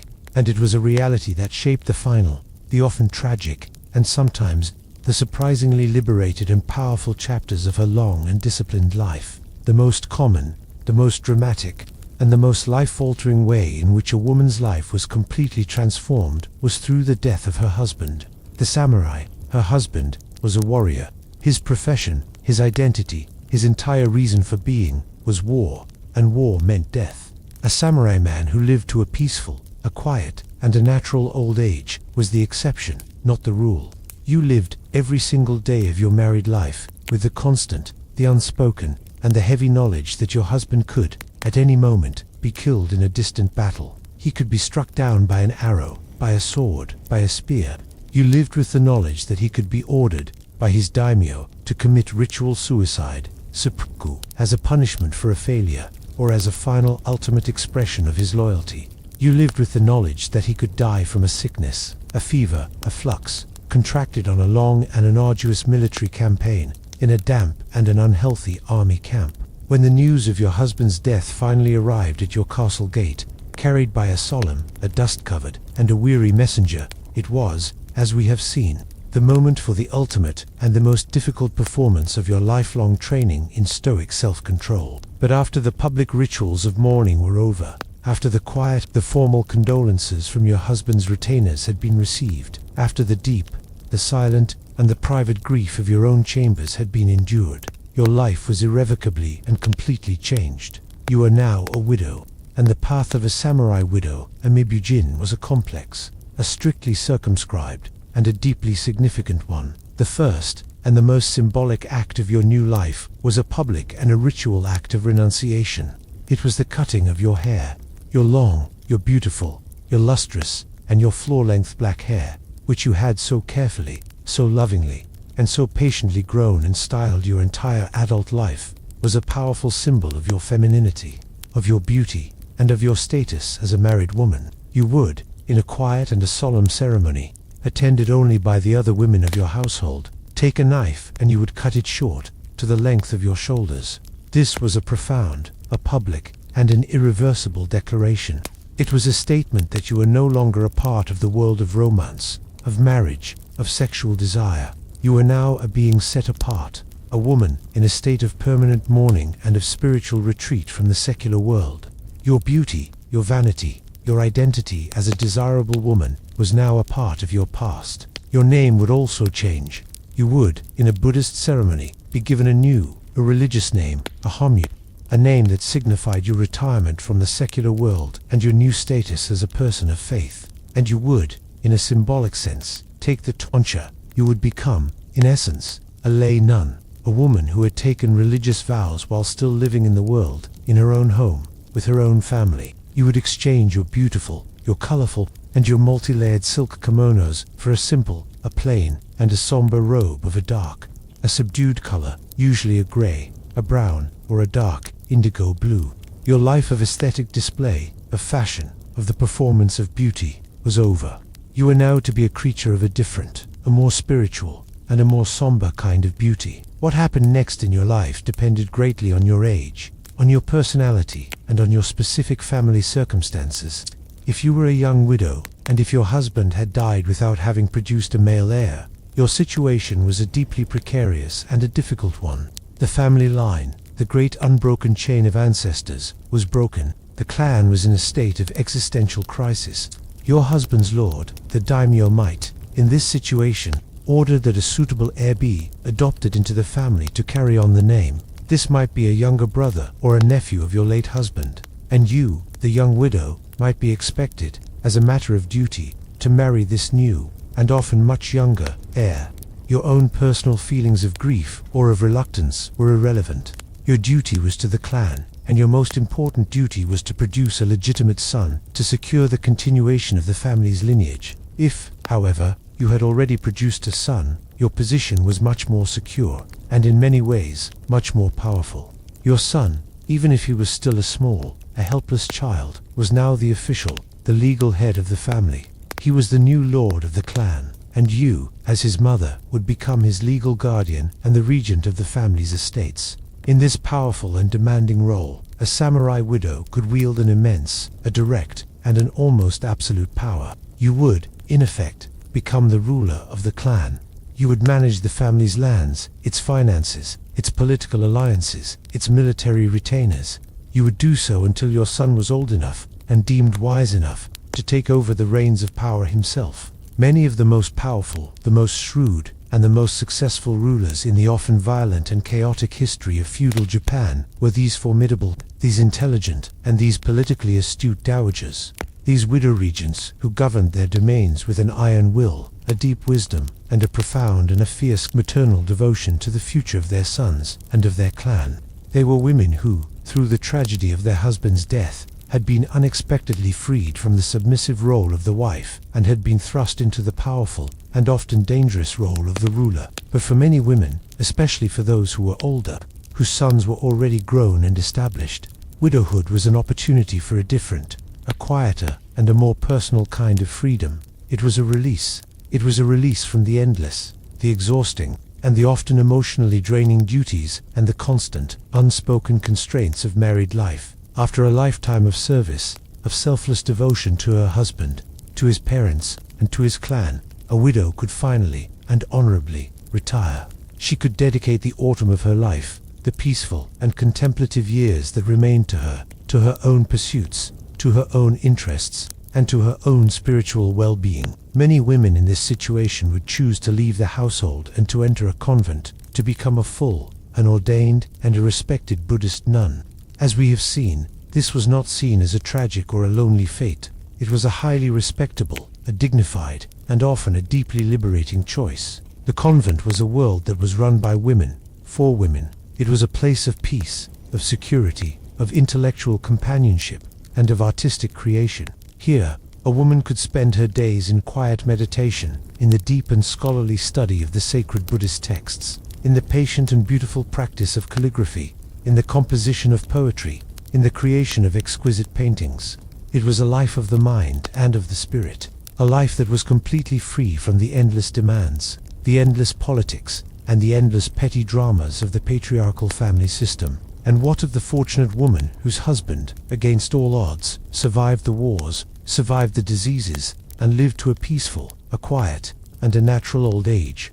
When your husband officially retired from his duties as the head of the clan, when he formally handed over the leadership to his eldest son in a solemn and a public ceremony, you would retire alongside him. You would both, in a symbolic and a beautiful gesture, shave your heads. You would both take new, Buddhist names, and you would enter a new, a final, and a peaceful stage of your life together. You were no longer the lord and the lady of the castle.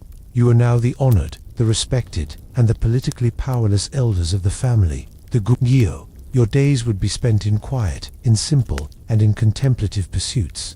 You would move to a smaller, a more private dwelling on the estate, a simple and an elegant retirement villa with its own small, beautiful garden. Your days would be spent in the peaceful enjoyment of this garden, in the contemplation of the changing seasons. You would spend your time playing the complex and the strategic game of Go. You would spend your time reading the ancient poets, and you would spend your time with your grandchildren, dandling them on your knee, telling them the old stories, the heroic tales of your clans, ancestors, and the gentle, compassionate tales of the Buddha.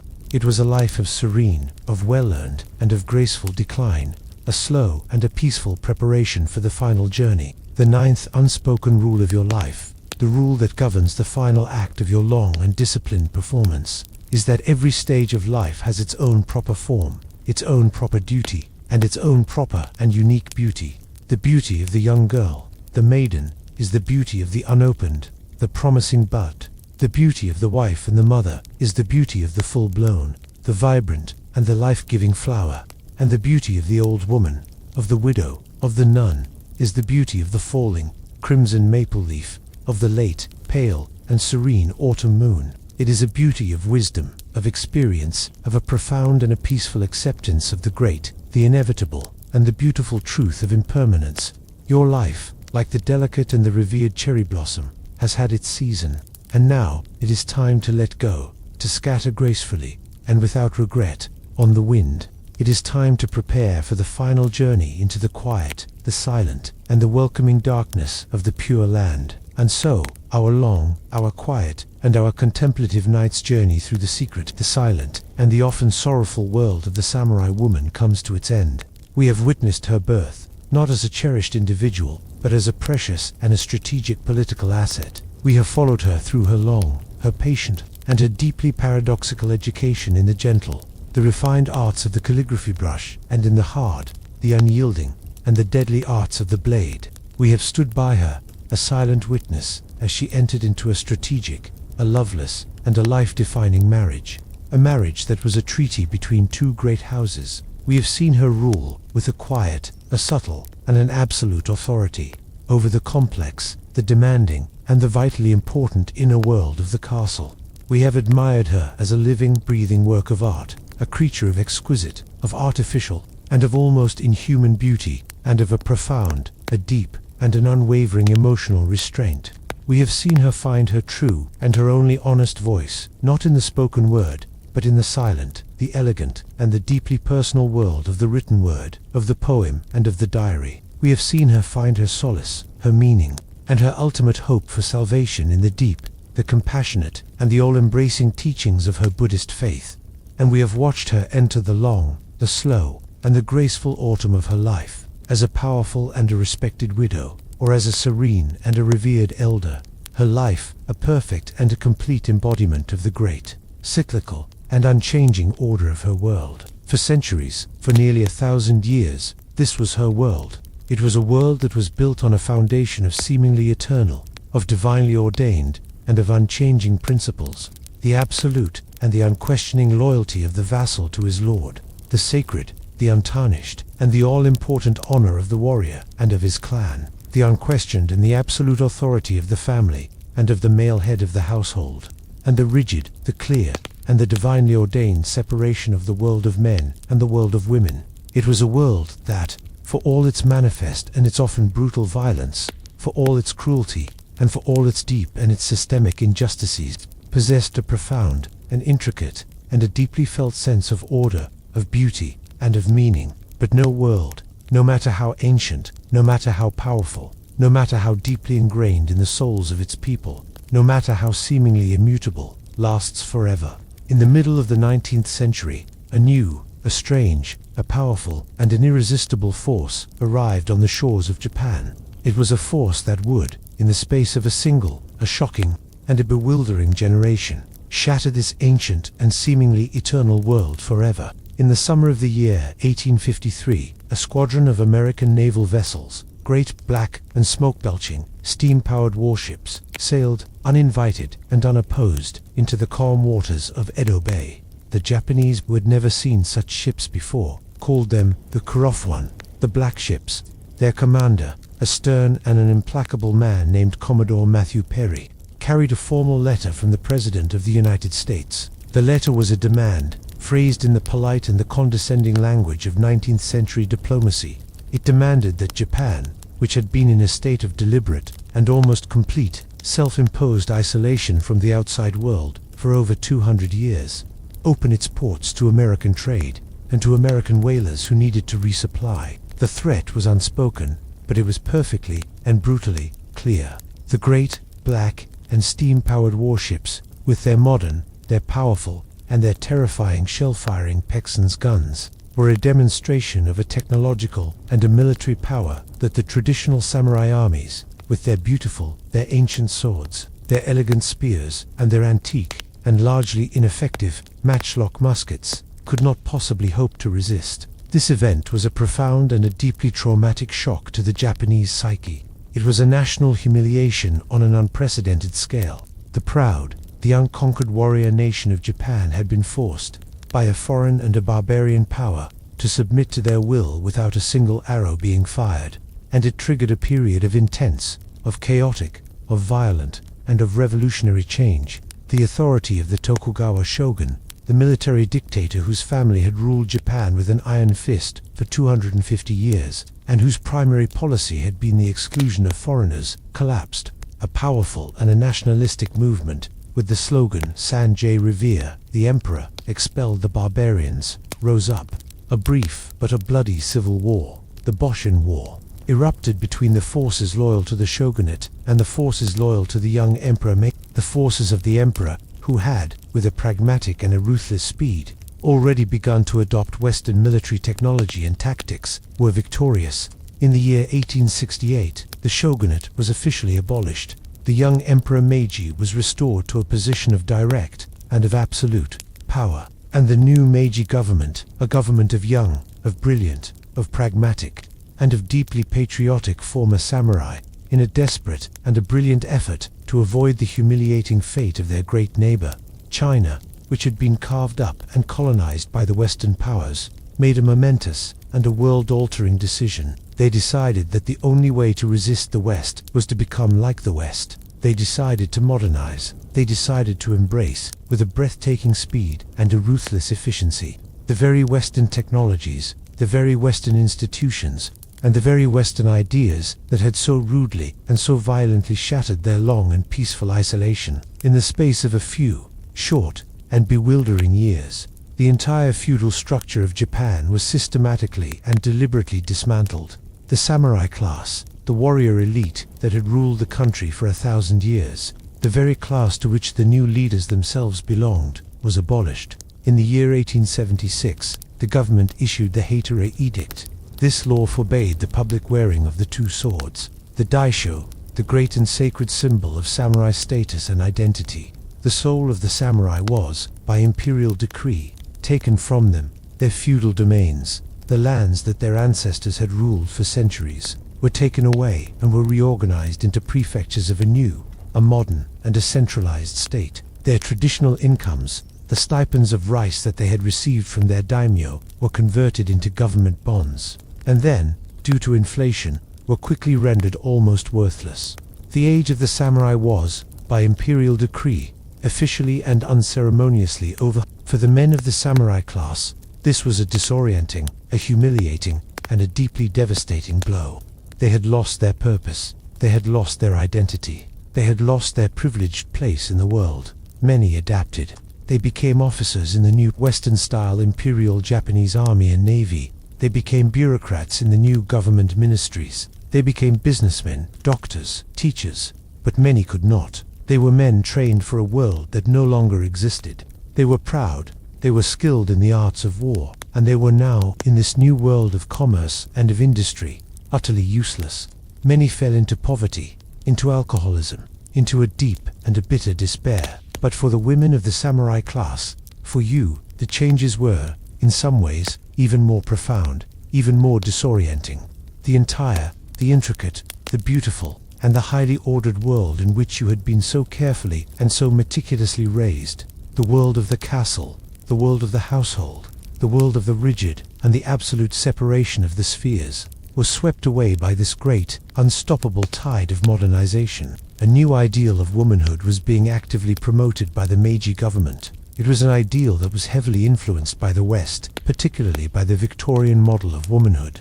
The good wife, wise mother, the Ryasai Kenbo of the new Meiji era was to be a very different kind of woman. She was still to be the guardian of the home, but her home was now a modern, a Western-style household, with carpets, with chairs, with glass windows. She was expected to be educated, but not in the classical, literary arts of her ancestors. She was expected to be educated in Western subjects, in science, in geography, in home economics, in foreign languages. She was expected to be a partner to her husband in his new and challenging role as a businessman, a bureaucrat, a professional in a new, a competitive, and an industrializing nation. The old, the refined, the beautiful, and the deeply spiritual arts that had been the very center of your identity, of a samurai woman's identity, were now suddenly and shockingly seen by many in this new, progressive era as old-fashioned, as feudal, as frivolous, as irrelevant to the new, modern Japan.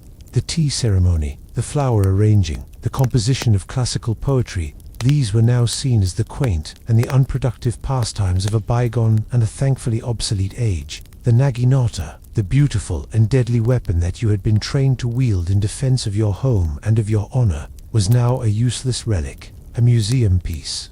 The iron-willed discipline, the profound, the stoic, and the almost supernatural self-restraint, the beautiful and the tragic code of honor that had been the very bedrock of your existence, were now seen as obstacles to the new, the modern, and the Western virtues of individualism, of emotional expression, and of the relentless pursuit of economic progress. And so, the last samurai woman, the woman who had been born into the old petit, the silent, and the ordered world, and who now had to live in the new, the noisy, and the chaotic one, found herself in a state of profound, of deep, and of painful limbo. She was a living anachronism. She was a beautiful, a graceful, and a deeply tragic ghost from a world that had, in the space of her own lifetime, almost completely vanished in a puff of industrial steam and of naval gunpowder. Her skills, her values, her very identity, had been rendered obsolete. We can imagine her, an old woman now, in the early years of the 20th century. She sits, not in the great, the silent tatami mat room of a castle, but in a small, a cluttered, and a Western-style house in a suburb of the new, the bustling, and the noisy capital city of Tokyo. Her husband, a former samurai, a man who once wore the two swords with a fierce and a quiet pride, is now a humble clerk in a government ministry. He is a man who wears a stiff, an uncomfortable, and an ill-fitting Western suit and a bowler hat to work each day. Her eldest son is an officer in the new Imperial Japanese Navy, a man who has learned to fight, not with a sword, but with torpedoes, with great naval guns, with the complex and the mathematical language of naval strategy. Her daughter is attending a Western style, and a Christian-run school for girls, where she is learning not the art of the tea ceremony, but the art of the piano. She is learning not the subtle poetry of the waka, but the strange, the foreign, and the incomprehensible poetry of a man named Shakespeare. The old woman, in her own home, still wears her traditional, her soft, and her simple silk kimono. She still speaks in the formal, the polite, the beautiful, and the indirect language of her class.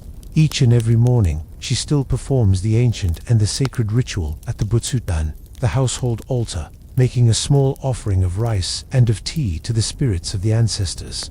Though the world outside, the world of science, of progress, of materialism, no longer seems to care for the ancestors, she might, in the quiet of the afternoon, when the house is empty, take out her old, her beautiful, and her black lacquer box, her calligraphy set. She might, with her old, her wrinkled, and her still surprisingly steady hands, perform the slow, the patient, and the meditative ritual of grinding the ink. Her hand moves with the same, the slow, the graceful, and the practiced circular motion that she was taught as a small, a curious, and a serious girl, so many, many long and vanished years ago. She might take up the bamboo brush, a brush that now feels like a part of her own hand, and on a piece of fine, of white, and of handmade paper, she might, with a single, a fluid, and a perfect stroke, create a character, a poem, a memory. She might compose a waka, a small, a perfect, a 31-syllable, and a deeply melancholic verse about the profound and the heartbreaking sadness of the passing of things. A poem about the beauty of the cherry blossoms that still, miraculously, bloom and then scatter. In the new, the noisy, and the public parks of the great, modern city. In her, in this last, this silent, and this forgotten samurai woman, the two worlds, the old Japan and the new, meet and touch for a final, a fleeting, and a poignant moment. She is a living bridge between the ancient and the modern. She is a living testament to a world of profound, of almost unbelievable beauty, of an iron and an unyielding discipline, of a deep and a resonant silence, and of a profound, a quiet, and an often heartbreaking female strength. A world that is now gone, forever. And so, our long night's journey comes to its end. We leave this world of silk and of steel, this world of hidden power and of public, beautiful performance. We leave the silent, the graceful, and the formidable woman of the samurai class to her memories, to her poems, to her quiet, and to her dignified faith. The world she knew has turned to ashes, but the story of her strength, of her resilience, and of her profound and her enduring spirit remains. The lantern has finally gone out. The delicate paper screens have been thrown open to a new, a different, and a much, much louder world. The great, the long, and the beautiful silence has been broken. Sleep well.